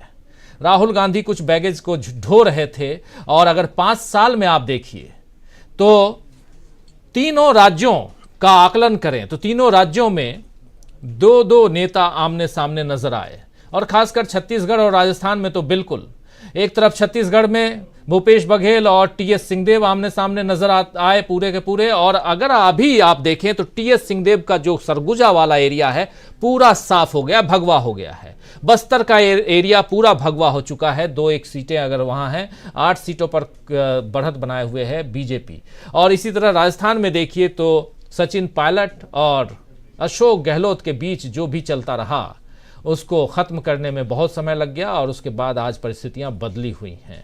इधर छत्तीसगढ़ और राजस्थान के अलावा मध्य प्रदेश में कमलनाथ का एरोगेंस, कहते हैं लोग कि काफ़ी एरोगेंट नजर आए कमलनाथ टिकट के बंटवारे से लेकर तमाम अलग अलग गतिविधियों में, और उसका जो प्रतिफल यही हुआ कि हार का सामना शायद करना पड़े। 159 सीटों के साथ बीजेपी यहाँ आगे है और 69 सीटें 69 सीटों के साथ कांग्रेस पार्टी आगे है। ये एक बड़ी चुनौती है यहाँ पर कांग्रेस के सामने। लेकिन छत्तीसगढ़ में आखिर क्या हो गया? हमारे साथ 2 साथी जुड़े हुए हैं छत्तीसगढ़ से, डॉक्टर दीपक पाचपोर जी और प्रमोद अग्रवाल जी। पहले आना चाहता हूं दीपक पाचपोर जी, आपके पास क्या आखिर है कि ये उल्टा हो गया? 54 सीटें 55 सीटें 60 सीटें दे रही थी तमाम एजेंसियां, हम लोगों का भी जो सर्वे था वही था, लेकिन यहाँ बिल्कुल उलट। देखिए 54 सीटें, ये जो आंकड़े हैं ये आंकड़े बिल्कुल एग्जैक्ट यही आंकड़े हमारा एग्जिट पोल का था, लेकिन यहाँ पे जहाँ बीजेपी है वहाँ कांग्रेस और जहाँ कांग्रेस है वहाँ बीजेपी, ये उल्टा हो गया बिल्कुल। और ये 3 जो है वो भी हमारा था, अगर आपको याद हो अभी 3 दिन पहले जो हमने एग्जिट पोल दिया था छत्तीसगढ़ उसमें था बिल्कुल ये उसका उल्टा है। मतलब यहाँ आंकड़े वही हैं, नाम सिर्फ पार्टियों के नाम अलग हैं। आखिर ऐसा कैसे हो गया डॉक्टर दीपक पाचपोर जी? देखिए इसकी बहुत अब गहन समीक्षा तभी होगी जब ठीक से ये पता चलेगा किस वर्ग ने कितना वोट दिया नहीं दिया। लेकिन जो सरप्राइजिंग एलिमेंट जो बाकी दोनों राज्यों के साथ जा रहा है, मध्य प्रदेश और राजस्थान, वही एक सरप्राइजिंग एलिमेंट जो है वो छत्तीसगढ़ के साथ भी आया हुआ है। ये वाकई चौंकाने वाली बात है और मुझे यकीन है कि इसमें केवल मीडिया हाउसेस, पत्रकार, एनालिस्ट केवल यही नहीं चौंके हैं। मेरा अपना मानना है कि शायद भारतीय जनता पार्टी के अपने लोग भी चौंके होंगे इस रिजल्ट से, क्योंकि ये रिजल्ट अगर ऐसा आया है तो इसका मतलब यह है कि कोई तो ऐसी चीज बह रही थी जिसको खुद भारतीय जनता पार्टी वाले भी नहीं पहचान रहे थे। क्योंकि अगर उस चीज को जान लेते, रिकॉग्नाइज कर लेते कि वो क्या चीज है कि जो भारतीय जनता पार्टी को अब भी सपोर्ट कर रहा है, तो मेरे ख्याल से इन लोग अपनी टैली बढ़ाने में और इन लोगों को आसानी होती भारतीय जनता पार्टी वालों को। मेरे ख्याल से मैंने कम से कम जब से मैं पत्रकारिता में हूं, जितने चुनाव मैंने भी देखे, मुझे नहीं लगता कि भारतीय जनता पार्टी जैसी एक राष्ट्रीय पार्टी इतने अनमने ढंग से और इतने बिल्कुल लो प्रोफाइल के साथ कहीं चुनाव लड़ी होगी जितना इस बार उसने छत्तीसगढ़ में लड़ा था।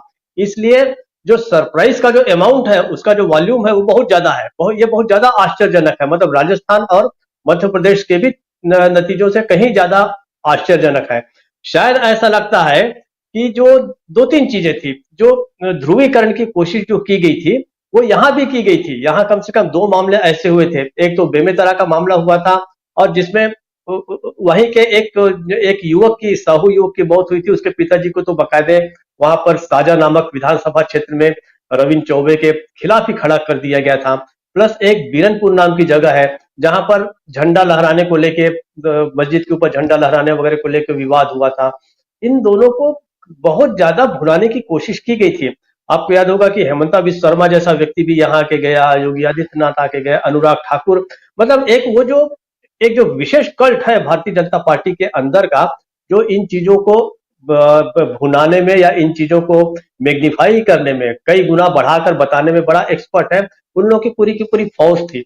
यहाँ तक कि जो मोहम्मद अकबर नाम के जो एक मंत्री हैं, उनके क्षेत्र में तो बकायदे बाहर के कम से कम 60-70 साधु संतों को बुलाया गया था, जिन्होंने जाके घर घर जाके प्रचार किया था। तो ऐसा लगता है कि वो एलिमेंट कहीं काम किया है, लेकिन ऐसा लोगों को लग रहा था कि भाई लोग अगर अपने हित की बातों को तो निश्चित रूप से पहचानेंगे। अगर उन्हें बहुत सारी चीजें कांग्रेस सरकार की ओर से मिली हैं, कांग्रेस ने निश्चित रूप से यहाँ की जो ग्रामीण अर्थव्यवस्था है उसको सुधारा, बेरोजगारी दर को खत्म किया, इसके अलावा बहुत सारी कर्ज माफी और बढ़ा हुआ एमएसपी, ये देने के बाद लोगों को ऐसा लग रहा था, हम सबको लग रहा था, मुझे भी लग रहा था कि शायद जब जनता वोट डालने जाएगी तो ये सोचेगी कि आखिर हिंदू मुस्लिम करने की बजाय मुझे किसको वोट देना चाहिए ताकि मेरे बच्चों को नौकरी मिल सके, घर में 4 पैसे आ सके, धान की जो कीमत है मुझे अच्छे धान की कीमत मिल सके। एग्रो बेस्ड राज्य है ये, तो यहाँ पे निश्चित रूप से वो चीजें भी बड़ा काउंट करती है। लेकिन ऐसा लगता है कि इन चीजों पे लोगों ने ध्यान नहीं दिया। अब इसमें आगे जाके और जब गहन मीमांसा इसकी होगी, इसका अच्छा खासा और एनालिसिस होगा, तब और बातें सामने आएगी कि किन किन क्षेत्रों में जीते हैं, वहां के किन लोगों की बहुलता रही है, कौन सा वर्ग है उन्होंने दिया। दूसरी बात, अब ये भी एक बहुत जो मेरे लिए चिंताजनक बात है छत्तीसगढ़ के चुनाव को देख के कि यहाँ पर तो ओबीसी की बहुत बड़ी तादाद है। उसके बाद मध्य प्रदेश, छत्तीसगढ़ ऐसा राज्य था जिसने बहुत शुरुआत में ही जातिगत जनगणना की बात को स्वीकार किया था। और तो और भूपेश बघेल जो है वो ओबीसी का चेहरा थे। निश्चित रूप से 2 और राज्यों में भी ओबीसी का चेहरा है कांग्रेस के पास, लेकिन भूपेश बघेल दूसरा एक तरह से सामाजिक न्याय के पोस्टर बॉय भी बन गए थे। इस मामले में अगर उनकी पराजय होती है तो ये देखना होगा कि यहाँ के लोगों की उनकी जो मानसिकता है, क्या 5 साल में कांग्रेस उसको बदल नहीं पाई, क्या कांग्रेस जो है उसको अपनी जनता को एक तरह से प्रगतिशील जो मूल्य है या जो जनहित के जो कार्यक्रम है या उनके प्रति सजग नहीं कर पाई। अगर ऐसा है तो ये थोड़ी सी दिक्कत की बात निश्चित है। इसके बावजूद मुझे ऐसा लगता है कि राजनीति जो है वो हमेशा एक it's a game of future बोला जाता है, सब कुछ कभी खत्म नहीं हुआ रहता। और कम से कम कांग्रेस के साथ तो ऐसा हुआ है कि कांग्रेस कभी भी पूरी तरीके से उसको दफन नहीं किया जा सकता, मेरा ऐसा मानना है।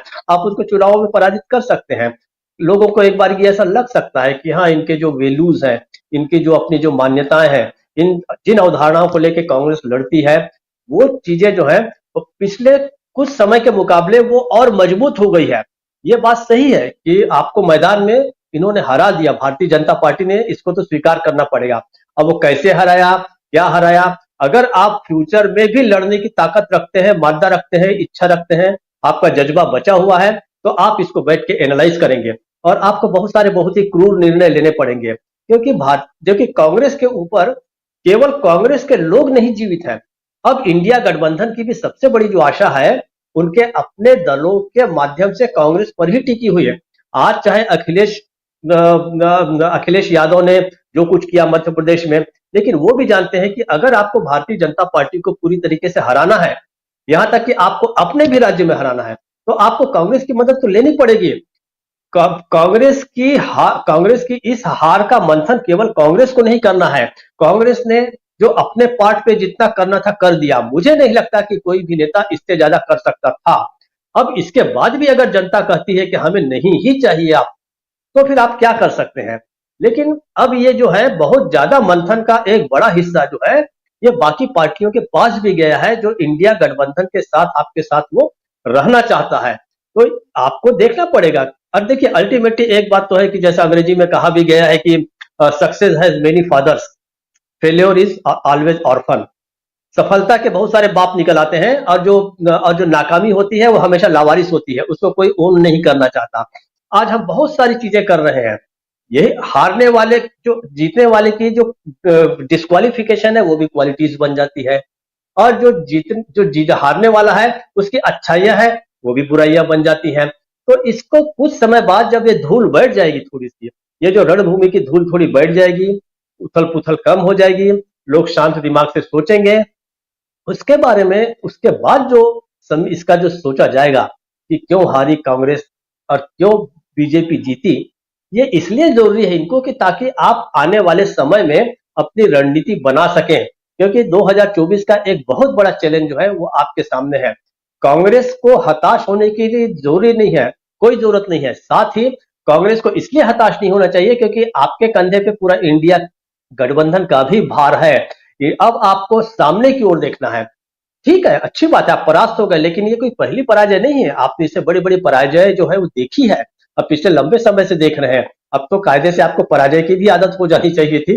अब हुई कि नहीं हुई एक अलग बात है, लेकिन मुझे ऐसा लगता है कि कांग्रेस को आप पूरा का पूरा राइट ऑफ नहीं कर सकते। कांग्रेस को लौटना चाहिए और लौटना ही होगा उसे। उसके सामने इसके अलावा कोई रास्ता नहीं है कि आपको भारतीय जनता पार्टी से लड़ना होगा, और वो शायद, मुझे ऐसी उम्मीद है कि लड़ती रहेगी, और उसी के माध्यम से जो है वे सारी लोकतांत्रिक ताकतें, वो जो चाहते हैं कि जो सारा का सारा पूरा भारत जो है एक ही पार्टी के झोली में न चला जाए, कोई एक शासक पूरा का पूरा निरंकुश मत बन जाए, तो वैसा नहीं होने दिया जाएगा, लेकिन वो होगा कांग्रेस के ही माध्यम से। राजीव जी। बिल्कुल बिल्कुल माफी चाहता हूं, कांग्रेस के अंदर आत्ममंथन, आत्मचिंतन की भी जरूरत है। हमारे साथ जुड़ गए हैं प्रशांत टंडन जी। प्रशांत जी, एक बार फिर से आपका स्वागत करता हूं। इस बीच देखिए, बीजेपी 500 वोटों के अंतर से 36 सीटों पर, कांग्रेस को 24 सीटों पर कम वोटों के अंतर से आगे ये जो है ये छत्तीसगढ़ में है। छत्तीसगढ़ में हर सीट पर कांटे की टक्कर चल रही है, और छत्तीसगढ़ में आप जानते हैं 90 सीटें हैं। 90 में से 60 सीटों पर उम्मीदवारों के बीच 500 से भी कम वोटों का अंतर है। सरदारपुरा से अशोक गहलोत 25,000 मतों से जीत चुके हैं, आप जानते हैं 25,000 वोटों से जीत चुके हैं, और झालरापाटन से वसुंधरा राजे सिंधिया 53,000 वोटों से जीत चुकी हैं। बुधनी सीट से शिवराज सिंह चौहान 1 लाख से ज्यादा वोटों से जीत गए हैं। ये तमाम खबरें आप तक हम पहुंचा रहे हैं। विद्याधर नगर से बीजेपी की दिया कुमारी जो है 75,000 वोटों से जीती हैं, और टोंक से सचिन पायलट 25,000 वोटों से जीते हैं। तो सचिन पायलट और अशोक गहलोत दोनों जीत चुके हैं, और उनके अलावा दिया कुमारी और वसुंधरा राजे सिंधिया दोनों अलग अलग अपने अपने क्षेत्र से जीत चुकी हैं। दिया कुमारी, आप याद कीजिए कि उनको लाया गया था जयपुर की एक सीट विद्याधर नगर, और वहां से वो जीती हैं। प्रशांत जी हमारे साथ हैं, हमारे साथ प्रमोद अग्रवाल जी हैं। पहले प्रमोद अग्रवाल जी आपके पास आना चाहता हूं, कैसे देखते हैं प्रमोद जी जो कुछ चल रहा है छत्तीसगढ़ में, और अभी खबर जो आ रही है यही कि इतनी सारी सीटें हैं जिसमें अंतर 500 से भी कम का है, छोटी मोटी बात नहीं है, और अभी कई राउंड बाकी है। ऐसे में क्या अभी कांग्रेस के लिए उम्मीदें बाकी हैं या यहां खत्म है सब कुछ? उम्मीद पर तो दुनिया कायम है, लेकिन ऐसा लगता नहीं है कि इतना बड़ा जो अंतर है उसको पाटा जा सकता है, क्योंकि ट्रेंड वाइज जो दिख रहा है, हालांकि कम ज्यादा हर जगह हो रहा है। कवासी लखमा लगभग 8 राउंड में पीछे रहे, और अचानक आखिरी राउंड में वो चुनाव जीत गए हैं। मुझे लगता है कि जैसे 22 टिकट काटे थे कांग्रेस ने अपने विधायकों के, उसकी एंटी इनकम्बेंसी तो कवर हो गई, लेकिन मंत्रियों का टिकट नहीं काट करके जो गलती करी थी कांग्रेस ने, उसका खामियाजा कांग्रेस को उठाना पड़ रहा है। 13 में से 10 मंत्री जो हैं वो चुनाव हारने के कगार पर खड़े हैं।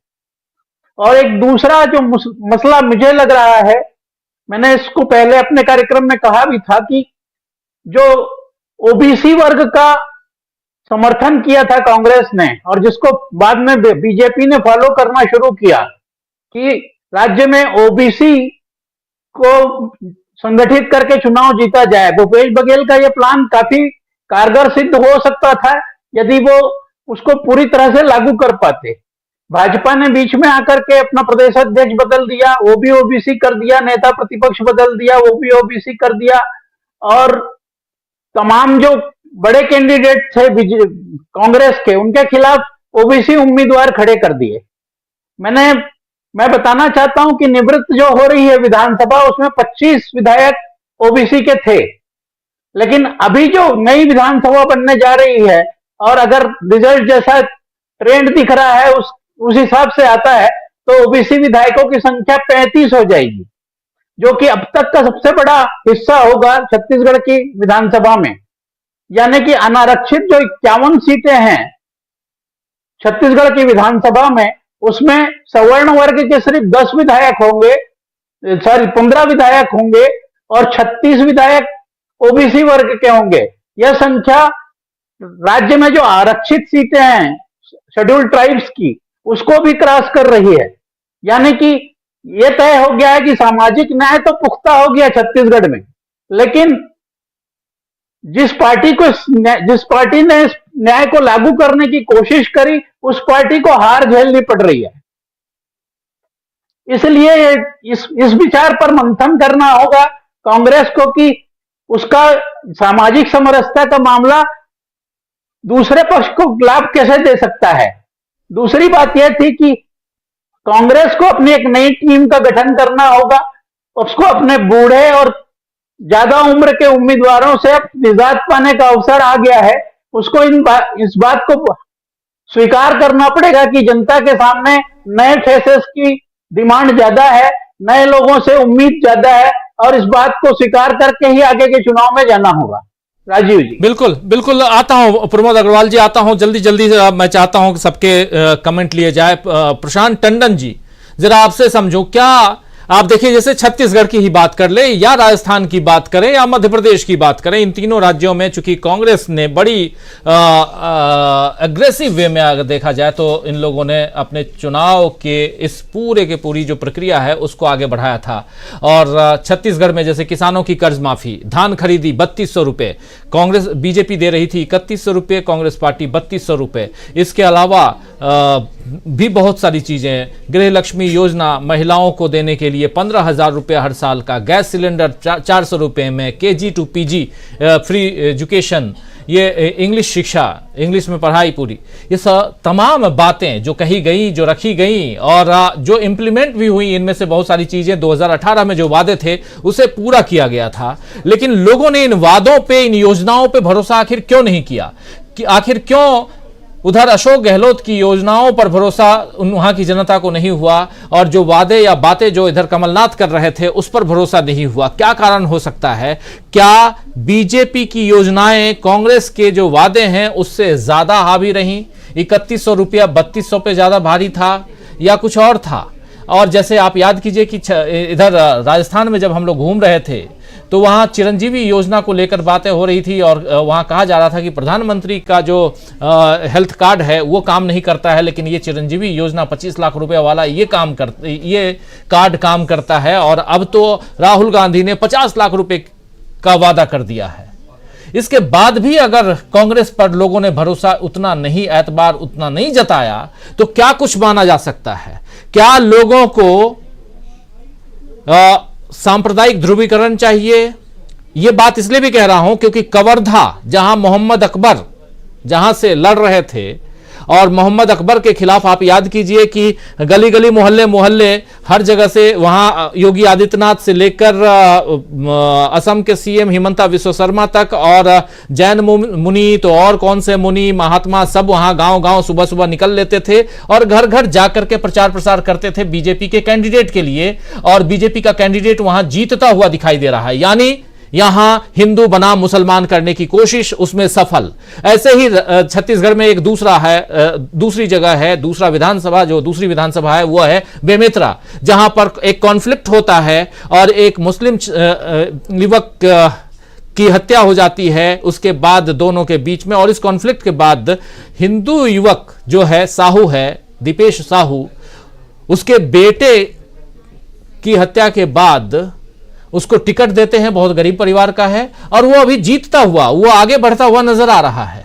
तो कहीं ना कहीं छत्तीसगढ़ में जो अभी तक जहां मात्र 3 से 4% मुसलमान बसते हैं, वहां भी ध्रुवीकरण की कोशिश और उसमें बीजेपी सफल दिखाई दे रही है। यह माना जाए या कुछ और माना जाए, जरा यह बहुत इंपॉर्टेंट पहलू है। हो सकता है कि मैं जिस सीधे हार्ड हिटिंग वे में बात कर रहा हूं नहीं करना चाहिए पत्रकारिता के लिहाज से, लेकिन यहां करना इसलिए भी जरूरी है क्योंकि ये मुद्दे हैं, सीधे सीधे सामने हैं और इन मुद्दों पर विश्लेषण होना चाहिए। प्रशांत जी, इसलिए आपसे पूछ रहा हूं। और ऐसे मुद्दों पर क्या ओबीसी का कार्ड, जिस जाति आधारित जनगणना की बात राहुल गांधी लगातार करते रहे, वो भी सीधा का सीधा खारिज हो गया, ऐसा माना जाए?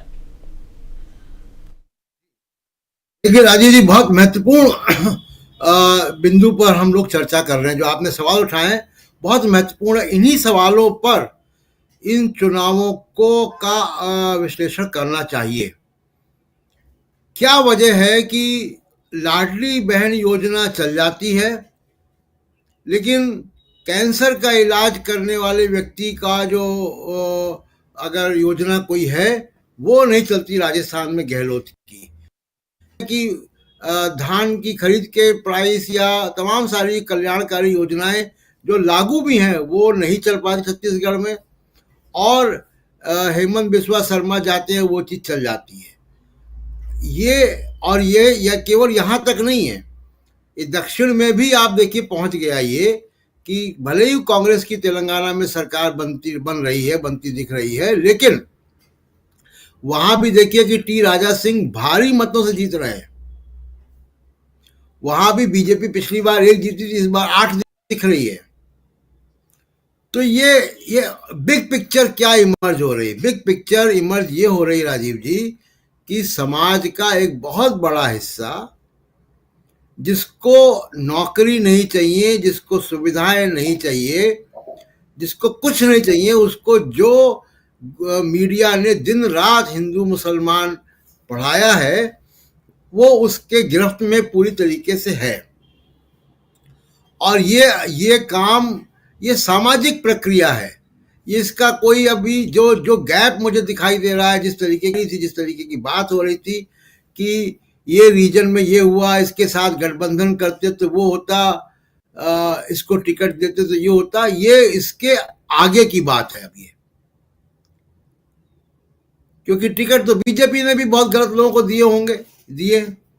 उनके यहाँ भी तमाम सारे जो है राजस्थान में रेबल कैंडिडेट खड़े हुए थे 22। तो ये उसके आगे की बात है। और इस सामाजिक प्रक्रिया को ठीक करना केवल कांग्रेस पार्टी और राहुल गांधी का काम नहीं है। ये आत्मावलोकन कांग्रेस पार्टी को करना चाहिए, जरूर करना चाहिए कि उनकी लीडरशिप की फेलियर क्या थी, उनकी कम्युनिकेशन स्ट्रेटजी क्या थी। बाकी लोगों को, जो भी इस देश का व्यक्ति है जिसको संवैधानिक लोकतंत्र में विश्वास है, आस्था है, उसको बचाना चाहता है, उसको अपना रोल निभाना पड़ेगा। ये एक सामाजिक बीमारी है। उत्तर प्रदेश में भी देखा था राजीव जी, उत्तर प्रदेश में भी लोग को ऑक्सीजन नहीं मिला था, लोगों को अंतिम संस्कार की जगह नहीं मिली, और उसके बाद भी उन्होंने वोट दे दिया उसी सरकार को। तो ये एक सामाजिक प्रक्रिया का हिस्सा है। और ये ऐसा नहीं कि भारत में ही हो रहा है, दुनिया के दूसरे समाजों में भी ये हुआ है। इसको ठीक करने का काम केवल राहुल गांधी का नहीं है, कोई पॉलिटिकल पार्टी इसको ठीक नहीं कर सकती है। बल्कि मैं तो उल्टा कहूंगा ये कि राजीव जी, आज के माहौल में इस corporate media, corporate money agency, CBI, ED, इन सब के बावजूद अगर कांग्रेस अपना वजूद बनाने में कामयाब रही है, तो ये भी कोई कम बात नहीं है। जिस तरीके का ऑनस्लॉट है, आप सोचिए कि कितना बड़ा एक इलेक्शन कमीशन, एक निष्क्रिय इलेक्शन कमीशन, अदालतें बैठी रहती हैं, फैसलों पे फैसले नहीं करती, डरते हैं। मीडिया एक मीडिया का हिस्सा अग्रेसिव है, जो सिर्फ नफरत की बात कर रहा है, सोशल है, व्हाट्सएप है, कॉर्पोरेट का पैसा है। इन सब के बावजूद अगर कांग्रेस आपके स्क्रीन पे 67 सीट पे मध्य प्रदेश में दिखाई दे रही है, और तेलंगाना में 33 सीट पे, और तेलंगाना में 64 सीट पे, और छत्तीसगढ़ सीट पर, ये आसान काम नहीं है। अब देश के लोगों को, केवल पॉलिटिकल पार्टीज को नहीं, बाकी पॉलिटिकल पार्टीज को भी समझना होगा।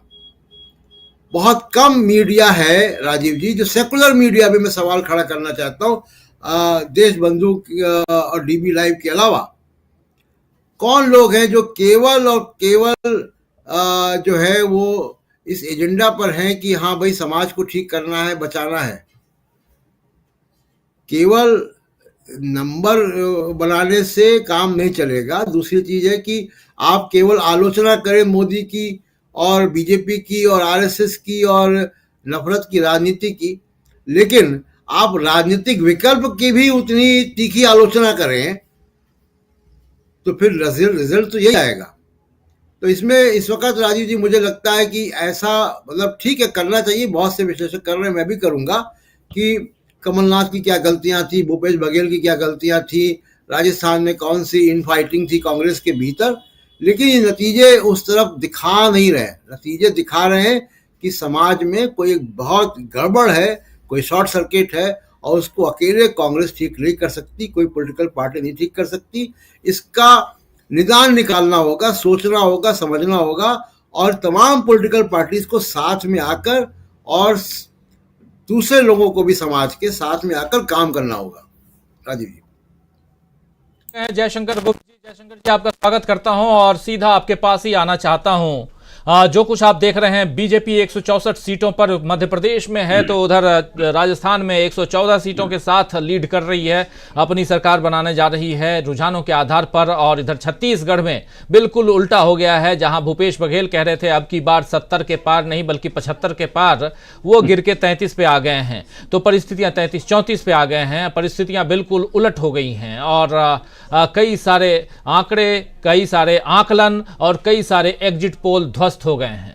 हम लोगों ने भी छत्तीसगढ़ में जीत दिखाई थी, तेलंगाना में भी जीत दिखाई थी। तेलंगाना बिल्कुल सही जा रहा है, सही दिशा में, और लेकिन राजस्थान, मध्य प्रदेश जो है और छत्तीसगढ़, यहाँ परिस्थितियां बिल्कुल बदली हुई नजर आ रही हैं। और यहाँ कांग्रेस के लोग भी इस बात पर भरोसा नहीं कर पा रहे हैं कि आखिर ये हो कैसे गया।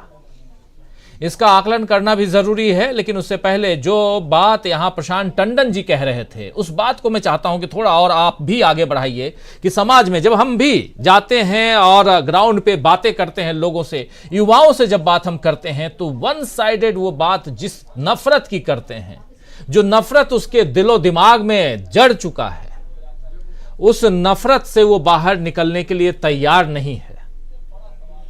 और जब उस नफरत से आप बाहर नहीं निकलोगे तो फिर आप सोच समझ के वोट नहीं दोगे, और वही दिखाई देता है ग्राउंड पर। जयशंकर जी, क्या कहेंगे आप? नहीं राजीव जी, दो तीन बातें हैं। एक तो जो नफरत का माहौल बनाया जा रहा है, तो उसकी काट के लिए हमारे पास क्या विकल्प है, क्या उपाय है, कैसे हम कर रहे हैं? अगर हम चिढ़ाने के अंदाज में बात करेंगे, जो हम भी करते ही हैं, मतलब कांग्रेस हो चाहे अपोजिशन के लोग हो, चिमटी जैसे चींटी काटती है वो काम करते हैं, हैमर नहीं कर पाते हैं आप। अगर उस तरह का अंसलाट हो रहा है सांप्रदायिकता का, धर्म के नाम पे कट्टरपंथ का जो हो रहा है, तो उसको आप उस ढंग से आप समझाने में विफल रहे लोगों को कि भाई ये हमारा भविष्य नहीं है, हमारे देश का भविष्य नष्ट कर देगा। एक तो एक बात है। दूसरी बात, पता नहीं आपको याद है कि नहीं है, कम से कम मैं ऐसा आदमी था जो ये मान रहा था कि छत्तीसगढ़, राजस्थान और मध्य प्रदेश से भी बुरी हालत है कांग्रेस की। जो ऊपर विज्ञापनों में दिखाई दे रहा था वो जमीनी हकीकत से बहुत दूर था। महीने में छत्तीसगढ़ के एक कांग्रेस के ही एक कार्यकर्ता ने मुझसे फोन पे बताया था कि साहू समाज के लोग बेतरह नाराज हैं। पिछले चुनाव में ताम्रध्वज साहू को मुख्यमंत्री के रूप में प्रोजेक्ट किया गया था, उन्हें गृह मंत्री तो बना दिया गया, लेकिन उप मुख्यमंत्री बनाया गया तो राजा टी.एस. सिंहदेव को बनाया गया, साहू को नहीं बनाया गया। इस बार देखिए कि साहू समाज ने पूरी तरह से बीजेपी का साथ दिया है। दूसरी बात, बघेल सरकार के तमाम मंत्री या उनके विधायक आम जनता से कटे हुए थे। आम कार्यकर्ता, कांग्रेस के कार्यकर्ताओं से भी डिस्कनेक्ट हो गया था उनका। ब्यूरोक्रेसी के भरोसे ये लोग चल रहे थे और अहंकार तो मतलब मत पूछिए, सातवें आसमान पर था। आपने खुद भी महसूस किया होगा। यही हालत मध्य प्रदेश में थी, यही हालत राजस्थान में भी थी।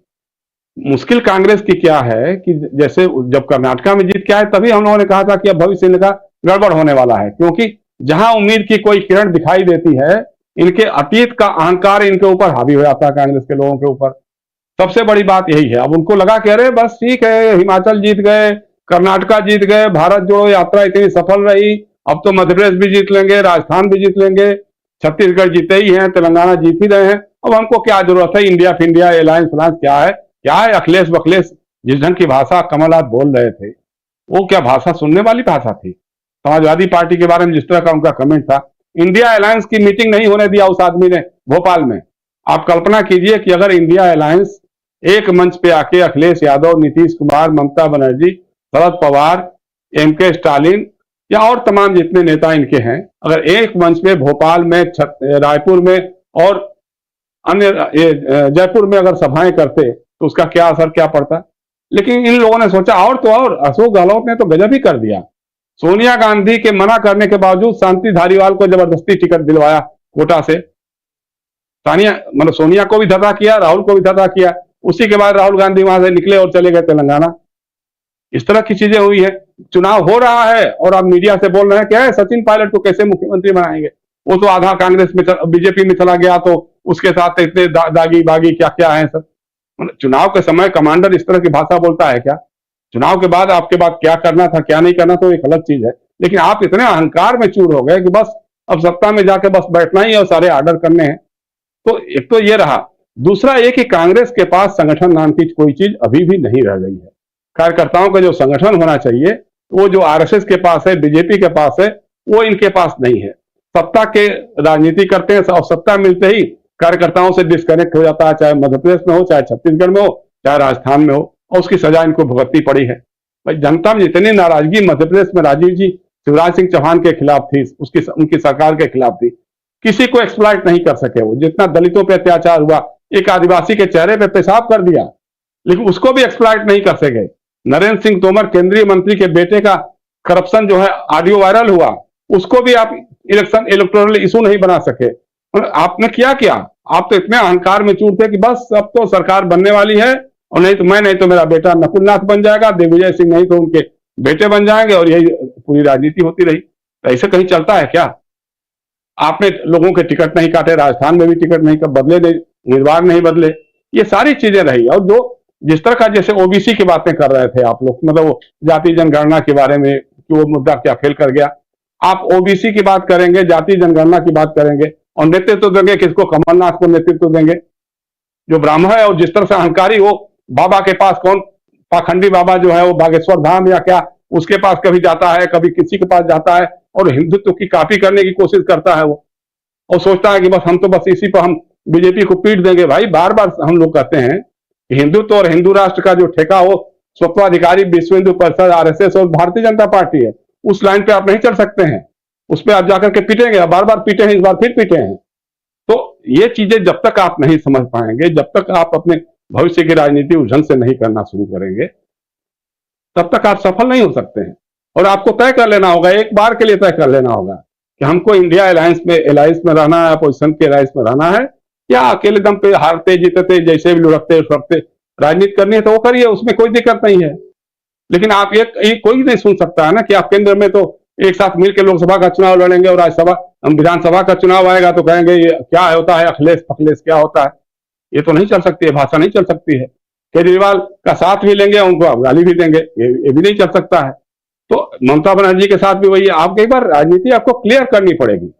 और दूसरा, मैं बार बार कहता हूं राजीव जी कि राहुल गांधी को अपनी कांग्रेस बनानी पड़ेगी, और ये जितने दक्काक लोग हैं, अशोक गहलोत से लेकर के ये जो कमलनाथ एंड कंपनी लोग हैं, इनको नमस्कार करके कहना होगा भैया चुपचाप घर बैठिए, जैसे अडवाणी जी, मुरली मनोहर जोशी और लोग बैठे हुए हैं, उसे ही आप भी घर में आराम करिए। अब नए लड़के लोगों को मौका दीजिए, जिनके दिमाग में कुछ क्लैरिटी ऑफ थॉट्स है, वो लोग आगे बढ़ सकते हैं, बाकी कुछ नहीं होगा। और कहीं ना कहीं कांग्रेस के इथोस को आपको मजबूत करना होगा, उस पर आगे बढ़ना होगा। ये सब की तैयारी में समय तो लग सकता है, लेकिन दूसरा एक एस्पेक्ट इसका और भी है राजीव जी, कि अब चूंकि एक सबक मिल गया है, तो फिर एक मुस्तैदी के साथ हो सकता है कि 2024 के चुनाव में इंडिया अलायंस को मजबूत करने की बात हो। 6 दिसंबर की बैठक बुलाई है, जैसे किसी ने कहा, केसी त्यागी ने, किसी ने कहा कि भाई यही बैठक अगर आपने पहले बुलाई होती, चुनाव के समय बुलाई होती है, उस समय स्ट्रेटजी बनाने की बात की होती है, एक सामूहिक स्ट्रेटजी बनी होती, सामूहिक रणनीति बनी होती, तो कुछ और होते। क्या फर्क पड़ता था अगर 2-4 सीट, अगर 5 सीट दे देते मध्य प्रदेश में, समाजवादी पार्टी को दे देते, या राजस्थान में लोकदल को देते। लोकदल का आदमी जीत रहा था, दिखाई दे रहा था। बहुजन समाज पार्टी क्या वहां जीत रहे हैं लोग, मध्य प्रदेश में भी जीत रहे हैं लोग। तो छोटे छोटे लोगों को भी अगर थोड़ा सा कर लेते, एडजस्ट कर लेते, तो इसमें कोई बड़ी बात तो नहीं थी। लेकिन इनको तो लग रहा था कि नहीं, हम तो एकदम क्लीन स्वीप 2/3 बहुमत से जीत करके आएंगे, इसलिए छोटी पार्टियों का क्या लेना देना, इनको इनके हाशिए पर रखो, हमारी और बीजेपी में आपस की सीधी लड़ाई होनी चाहिए। उसमें पूरी तरह से चूक गए हैं। तो कहीं ना कहीं कांग्रेस को अपनी रणनीति पर विचार करना होगा और तय करना होगा कि हमको किस दिशा में जाना है। अब कल को कुछ लोग कहेंगे कि साहब वो जाति जनगणना फेल कर गया, वो सबसे हट जाना चाहिए, तो पता लगा कि जो भी थोड़ा आपके साथ ओबीसी समाज जुड़ रहा था या दलित और पीछे जुड़ रहे थे, वो भी कट जाएंगे, और बाकी अपर कास्ट तो आपके साथ है नहीं। तो वही माया में दोनों गए, माया मिली न राम। वो अगर राजनीति करनी है तो फिर तो कोई मतलब नहीं है कि बार बार आपके इशूज बदलते रहेंगे और बार बार आपकी रणनीति बदलती रहेगी, तो उससे बात नहीं बनने वाली है। कहीं ना कहीं दूसरा ये कि भारतीय जनता पार्टी किस ढंग की स्ट्रेटजी बना रही है, उसकी काट के लिए आपके पास कोई अल्टरनेटिव स्ट्रेटजी होनी चाहिए, तो वो आप नहीं कर पाते हैं, आप सोच नहीं पाते हैं, उसे आपसे आगे वो निकल जाते हैं लोग। तो इस पर कहीं ना कहीं एक बार सोच विचार के सुविचारित ढंग से, और जो चाटुकारों की मंडली है आपके इर्द गिर्द, चाहे कुछ पत्रकार हो चाहे कुछ और लोग हों, उनसे अगर आपको मुक्ति नहीं मिलती है, आप अपनी बात नहीं समझ पाते हैं, तो नहीं कर पाते हैं, तो फिर दिक्कत वाली बात आगे और होगी। जी राजीव जी, बहुत सारी बातें, कांग्रेस को क्या कुछ करना चाहिए, राहुल गांधी को क्या करनी चाहिए, राहुल गांधी को अपनी टीम कैसे बनानी चाहिए, इन तमाम बातों को यहां रख रहे हैं जयशंकर गुप्त जी। और आज जब 4 राज्यों के रिजल्ट सामने आए हैं तो एक बड़ी उपलब्धि कांग्रेस के लिए यह है कि तेलंगाना में कांग्रेस ने जीत हासिल की है और उसी कगार पे जीत की तरफ कांग्रेस बढ़ रही है, लेकिन 2 राज्यों को खोकर, और वो 2 राज्य जो हैं वो एक राजस्थान और दूसरा छत्तीसगढ़, ये 2 राज्य और दोनों के मुख्यमंत्री ओबीसी से आते हैं। ओबीसी का कार्ड क्या चल नहीं पाया या वहां कुछ और हुआ, इसके बारे में बात कर रहे थे अभी जयशंकर गुप्त जी। और खासकर चाहे राजस्थान हो या छत्तीसगढ़ हो, यहां पर क्या कार्ड चला है। लेकिन एक दूसरी बात यहां महत्वपूर्ण है, वो ये कि योजनाओं के दम पर क्या चुनाव नहीं जीते जा सकते अब, और अगर ऐसा है तो फिर किस दम पर बीजेपी चुनाव जीत रही है। क्योंकि बीजेपी चाहे छत्तीसगढ़ हो, चाहे मध्य प्रदेश हो या राजस्थान हो, घोषणा पत्र बीजेपी के देखिए, संकल्प पत्र जो भी नाम ले ले, वो फॉलो करती हुई नजर आई थी। छत्तीसगढ़ में भी फॉलो करती हुई नजर आई कांग्रेस के घोषणा पत्र का, कांग्रेस के वादों का। लेकिन अब कह रही है कि मोदी की गारंटी जो है वो ज्यादा कारगर साबित हो रही है और इसी कारण जीत रहे हैं। मोदी की गारंटी है या सामाजिक ध्रुवीकरण है या कुछ और है, ये बहुत इंपॉर्टेंट पहलू है, इस पर चर्चा होनी चाहिए। हम कांग्रेस के अंदर की गलतियों को जरूर खंगाल के बाहर निकालने की कोशिश करें, लेकिन उसके साथ साथ समाज में जो एक भेद हो चुका है, जो समाज बट चुका है, इसको भी समझने की जरूरत है। हमारे साथ जुड़ चुके हैं विजय शंकर सिंह साहब, और उनसे जरा समझूं। सिंह साहब, आपका स्वागत करता हूं। और सबसे बड़ी बात कि क्या अगर योजनाएं इतनी हावी होती तो 400 रुपए में सिलेंडर, गैस सिलेंडर देने का जो वादा था कांग्रेस की तरफ से, वो महिलाओं पर लागू नहीं होता, महिलाएं उससे अट्रैक्ट नहीं होती हैं। 15,000 रुपए हर साल हम आपके खाते में देंगे, इससे अट्रैक्ट नहीं होती हैं, लेकिन लाडली बहना से अट्रैक्ट हो जाती हैं। पचता नहीं है मुझे, इसलिए मैं पूछ रहा हूं, यह बात नहीं पच रही है। 3200 रुपए में धान खरीदेंगे और आपने अगर कोई कर्ज लिया है 2 लाख रुपए तक का तो वो माफ कर देंगे, लेकिन ये बात आपको पसंद नहीं आती। लेकिन आप उधर जाकर बीजेपी को वोट इसलिए देंगे क्योंकि वो 1000 रुपए कम में धान खरीद रही है, 100 रुपए कम में खरीद रही है, 3200 में नहीं बल्कि 3100 रुपए में खरीद रही है, इसलिए हम बीजेपी को वोट देंगे। ये कैसे इसको कबूल कर लिया जाए, कैसे मान लिया जाए सिंह साहब? जी, ये पहली बार ऐसा नहीं हुआ है कि काम करने वाली सरकारें पराजित हुई हैं और नहीं काम करने वाली सरकारें जीती। चुनाव में हार जीत के कई कारण होते हैं, कई समीकरण होते हैं, स्थानीय भी होते हैं, पार्टियों के आपस के अंदर की खींचतान भी होती है और आइडियोलॉजिकल भी बातें भी होती हैं। मुझे लगता है कि जो हार मध्य प्रदेश में दिख रही है, अभी तो परिणाम अंतिम नहीं है, लेकिन लगभग यही कुछ होगा जो स्क्रीन पर आप हमें दिखा रहे हैं। तो इसको देख के साफ साफ ये लगता है कि मध्य प्रदेश में जो कांग्रेस का नेतृत्व था वह बहुत कुछ ज़्यादा बिल्कुल भाजपा के ब्रांड का ही था, उसी से मिलता जुलता था। अगर आप आइडियोलॉजी की बात करें, अगर आप विचारधारा की बात करें, अगर आप आइडिया ऑफ इंडिया की बात करें, अगर आप संविधान के मूल्यों की बात करें जिसके आधार पर आप कहते हैं कि हम रहेंगे और हम उसी के आधार बढ़ेंगे, तो ये ऊपर से नीचे तक दिखना चाहिए, उसके बीच में कहीं कोई क्रैक नहीं होना चाहिए। दूसरी चीज, तो तेलंगाना की जीत से एक सबक ये मिल रहा है कि एक युवा नेतृत्व ने तेलंगाना को मत दिया था। नया नेतृत्व था, राहुल गांधी का नया है ही नेतृत्व, तो ये दोनों का युवा नेतृत्व मिलके वहाँ के केसीआर जो पुराने नेता थे, जिनके आंदोलन से तेलंगाना राज्य अस्तित्व में आया था ऐसा कहा जाता है, उन्हें पराजय मिली। तो निश्चित रूप से कांग्रेस के अंदर भी ऐसे कोई ऐसी योजना लाके उन्हें घर बैठा दिया जाए। दूसरी चीज, आइडियोलॉजी के आधार पर अब बिल्कुल तय रहना पड़ेगा कि हमें soft Hindutva, hard Hindutva, pro Hindutva, Ram मंदिर, तमाम इन सब आंदोलनों को, इन सब चीजों को किनारे रखा जाएगा और ये तय करना पड़ेगा कि राजनीति का कार्य जो है, गवर्नेंस के कार्य में किसी भी प्रकार की कोई धार्मिक स्थिति नहीं रहेगी, ये सेकुलर रहेगा। जब सेकुलरिज्म की बात की जाती है तो अक्सर लोगों के दिमाग में आता है कि फलाने व्यक्ति सेकुलर है, फलाने व्यक्ति सेकुलर नहीं है। सेकुलरिज्म शब्द में कोई व्यक्ति सेकुलर हो या न हो यह महत्वपूर्ण नहीं है, वो उसकी अपनी आस्था है। आप पूजा पाठ कर सकते हैं, रोज करते रहिए, कोई दिक्कत नहीं है, लेकिन राज्य को सेकुलर होना चाहिए, गवर्नेंस सेकुलर होना चाहिए। उसका सीधा अर्थ है कि सेकुलर के आधार पर कोई भेदभाव नहीं होगा। दूसरी चीज, जहां तक वादों का सवाल है तो मुझे नहीं लगता कि वादों को लेकर जनता कोई बहुत ज्यादा उत्साहित होती है। आज तक जितने भी चुनाव हुए हैं बहुत से वादे किए गए हैं, और अगर सिर्फ एक वादों पर आप एक प्रोग्राम बनाएंगे तो मुझे लगता है कई सीरीज बनेगी और उसमें आप ये भी नहीं साबित कर पाएंगे कितने वादे पूरे हुए, कितने वादे पूरे नहीं हुए।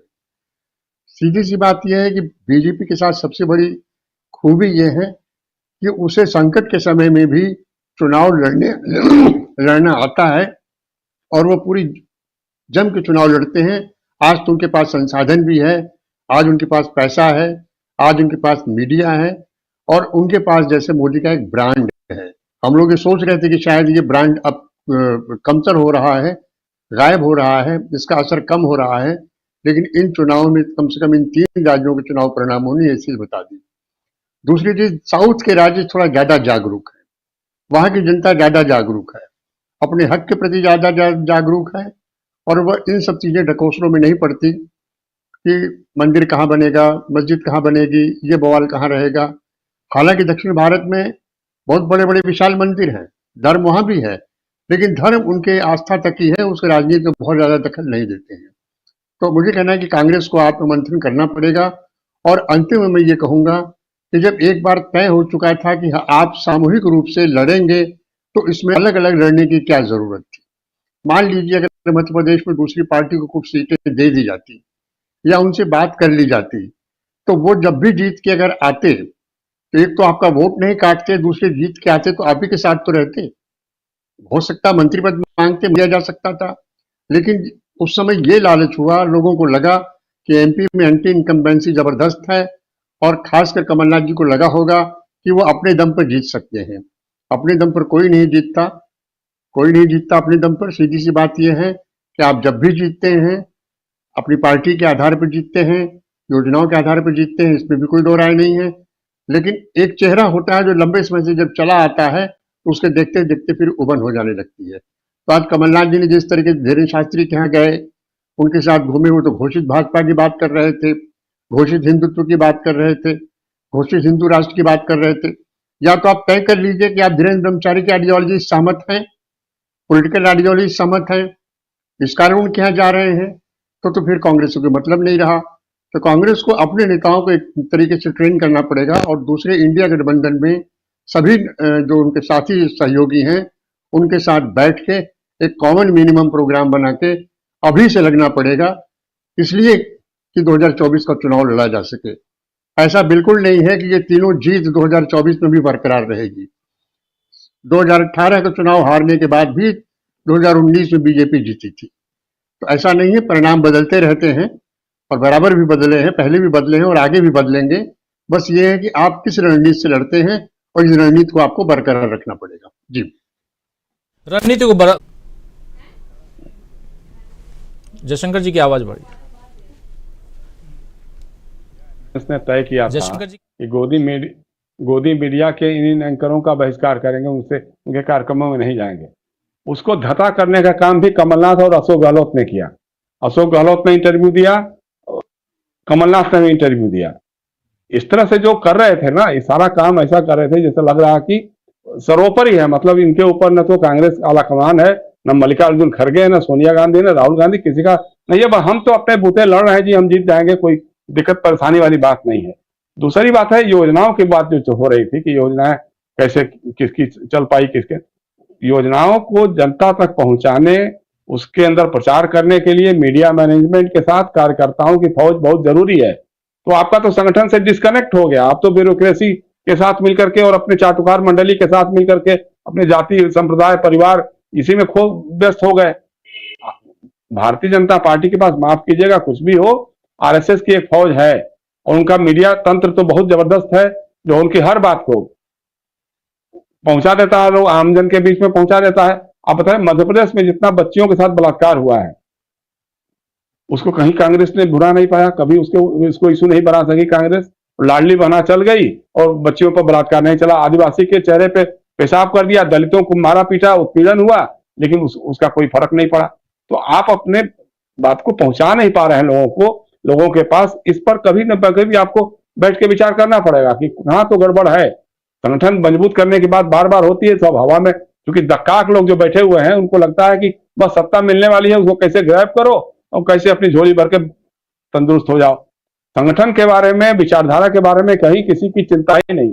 उदयपुर का जो शिविर हुआ था, चिंतन शिविर, उसका कैसे माहौल बनाया गया, ये देखने वाली बात हो सकती है। तो ये सारी चीजें हैं, कभी कभी इस पर विचार करना ही पड़ेगा, आज नहीं तो कल विचार करना पड़ेगा। जी, मैं यही कह रहा था। जी बिल्कुल बिल्कुल सही कह रहे हैं। एक बार जरा आना चाहता हूं फिर से प्रशांत टंडन जी आपके पास इसको, और खासकर यहाँ से प्रशांत जी, जिन योजनाओं की हम बात कर रहे हैं, कुछ मुद्दों की बात यहाँ ज़रूरी इसलिए भी है क्योंकि उन मुद्दों के आधार पर ही चुनाव लड़े जाते हैं, और उसके अलावा भी बहुत सारी चीज़ें होती हैं, लेकिन तिकड़म हावी और मुद्दे गौण कहीं ना कहीं वो दिखाई दे रहे हैं अगर इन रिजल्टों को देखें। और सबसे बड़ी बात कि आप भी धरातल पर रहे, इन चारों राज्यों में आप रहे हैं, इसमें से एक भी ऐसा राज्य नहीं है जहां आप नहीं थे।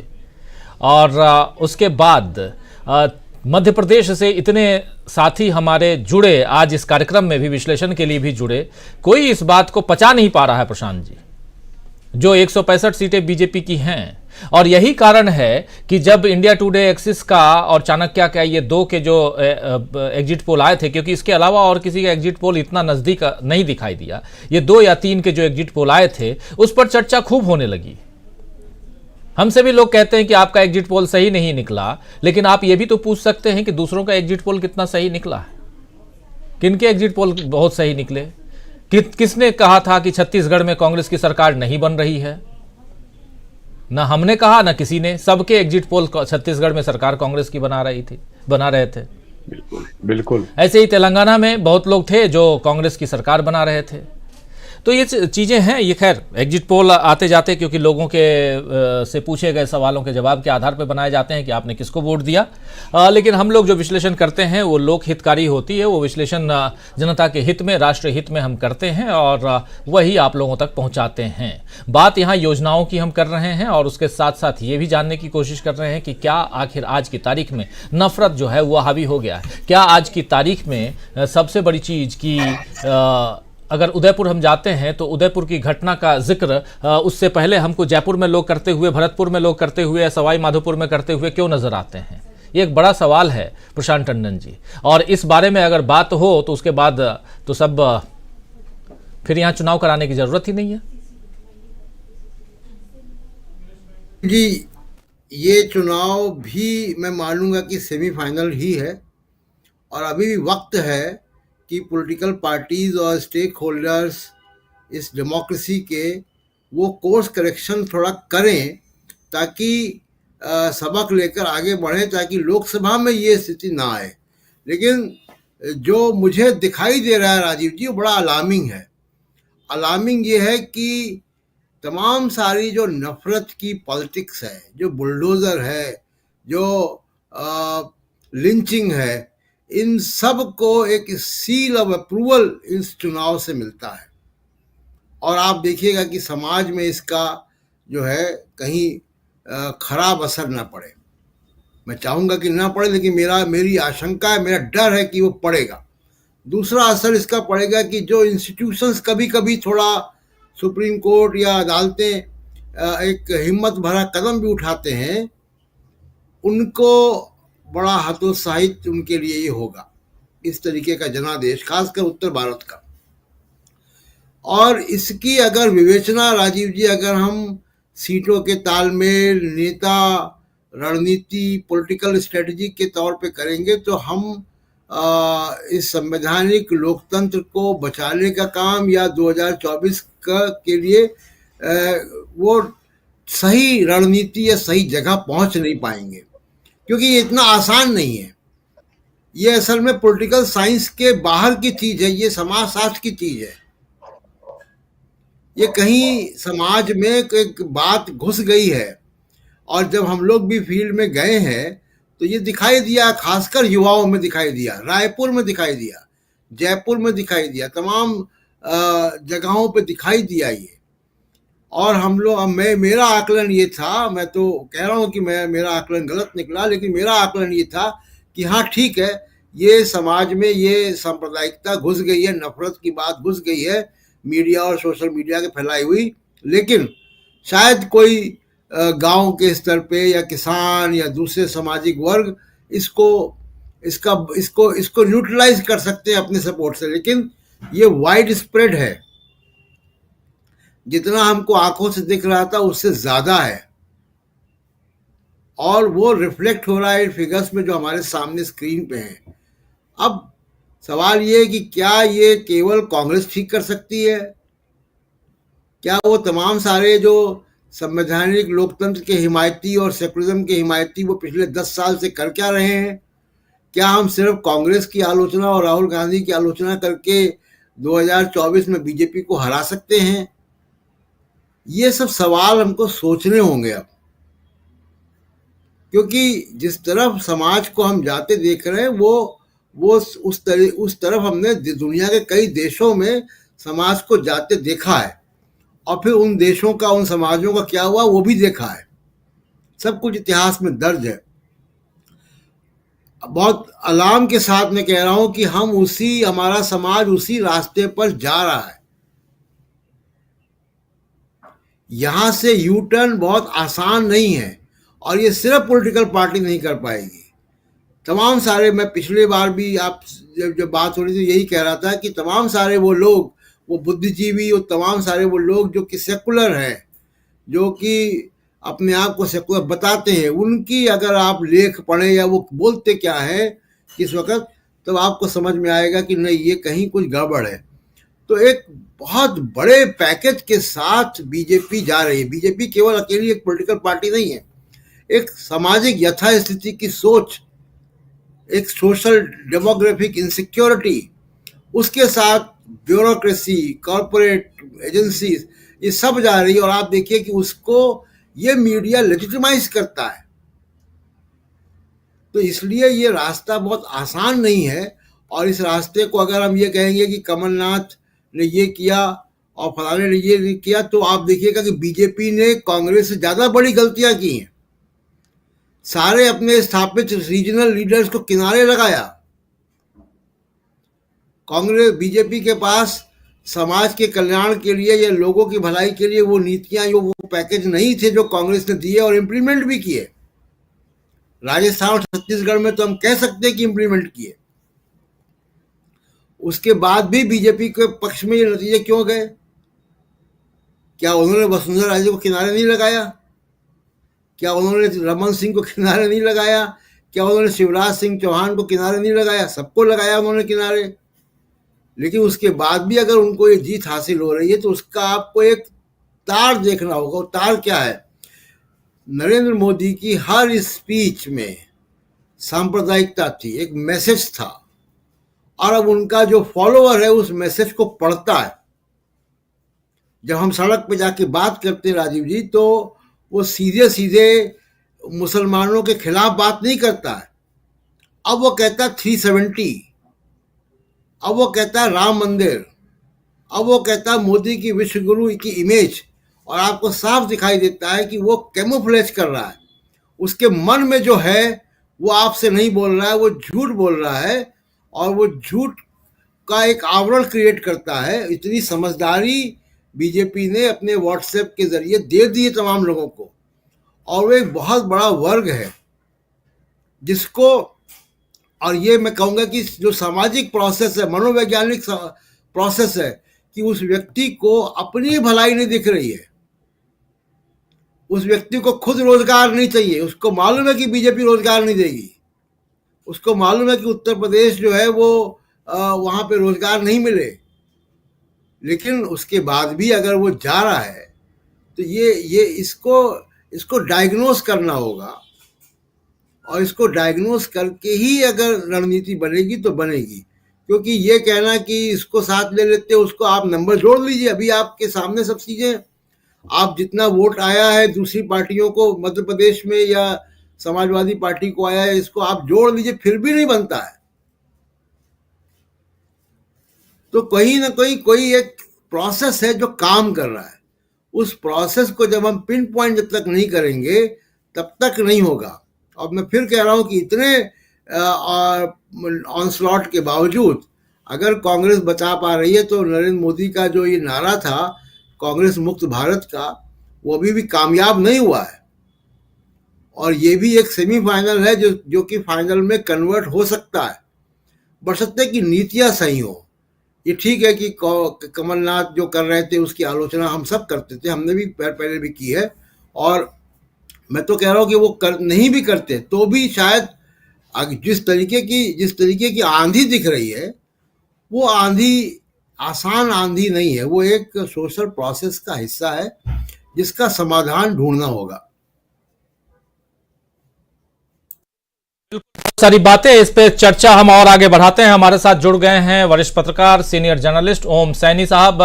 सैनी जी, आपका स्वागत करता हूं इस कार्यक्रम में। और सीधा आपके पास, चूंकि आप राजस्थान को बहुत नजदीक से जानते हैं, समझते हैं, उस हिसाब से भी आपसे समझना चाहता हूं कि आखिर राजस्थान में रिवाज जो है वो बरकरार है और उस हिसाब से रिवाज को लेकर के बहुत चर्चा होती रही और इतनी चर्चा, इतनी ब्रांडिंग हो गई मीडिया में कि सड़क पे जब हम लोग पूछते थे किसी से तो वहाँ भी वो यही कहते थे, या तो कहते थे कि हमारे यहाँ का तो रिवाज है ऐसा कि हम बदल देते हैं। कुछ लोग उदयपुर की घटना को याद करते थे, कुछ 370 की बात करते थे, कुछ राम मंदिर की बात करते थे जो अभी कह रहे हैं प्रशांत टंडन जी, कुछ कहते थे विश्व गुरु बन गए, कुछ कहते थे हमें चांद पे लेके चले गए। ऐसी सारी बातें होती थीं। लेकिन आपसे बेहतर और कौन बताएगा कि आखिर क्या रहा अशोक गहलोत की योजनाएं, क्या यहाँ लोगों को इतना लुभा नहीं पाई कि अब अशोक गहलोत को विपक्ष की भूमिका में आना पड़ेगा। सैनी साहब।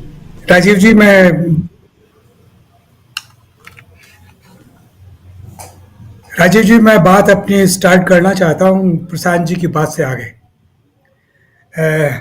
वर्ण और जाति व्यवस्था पे आधारित हमारे समाज में, हमारे अवचेतन में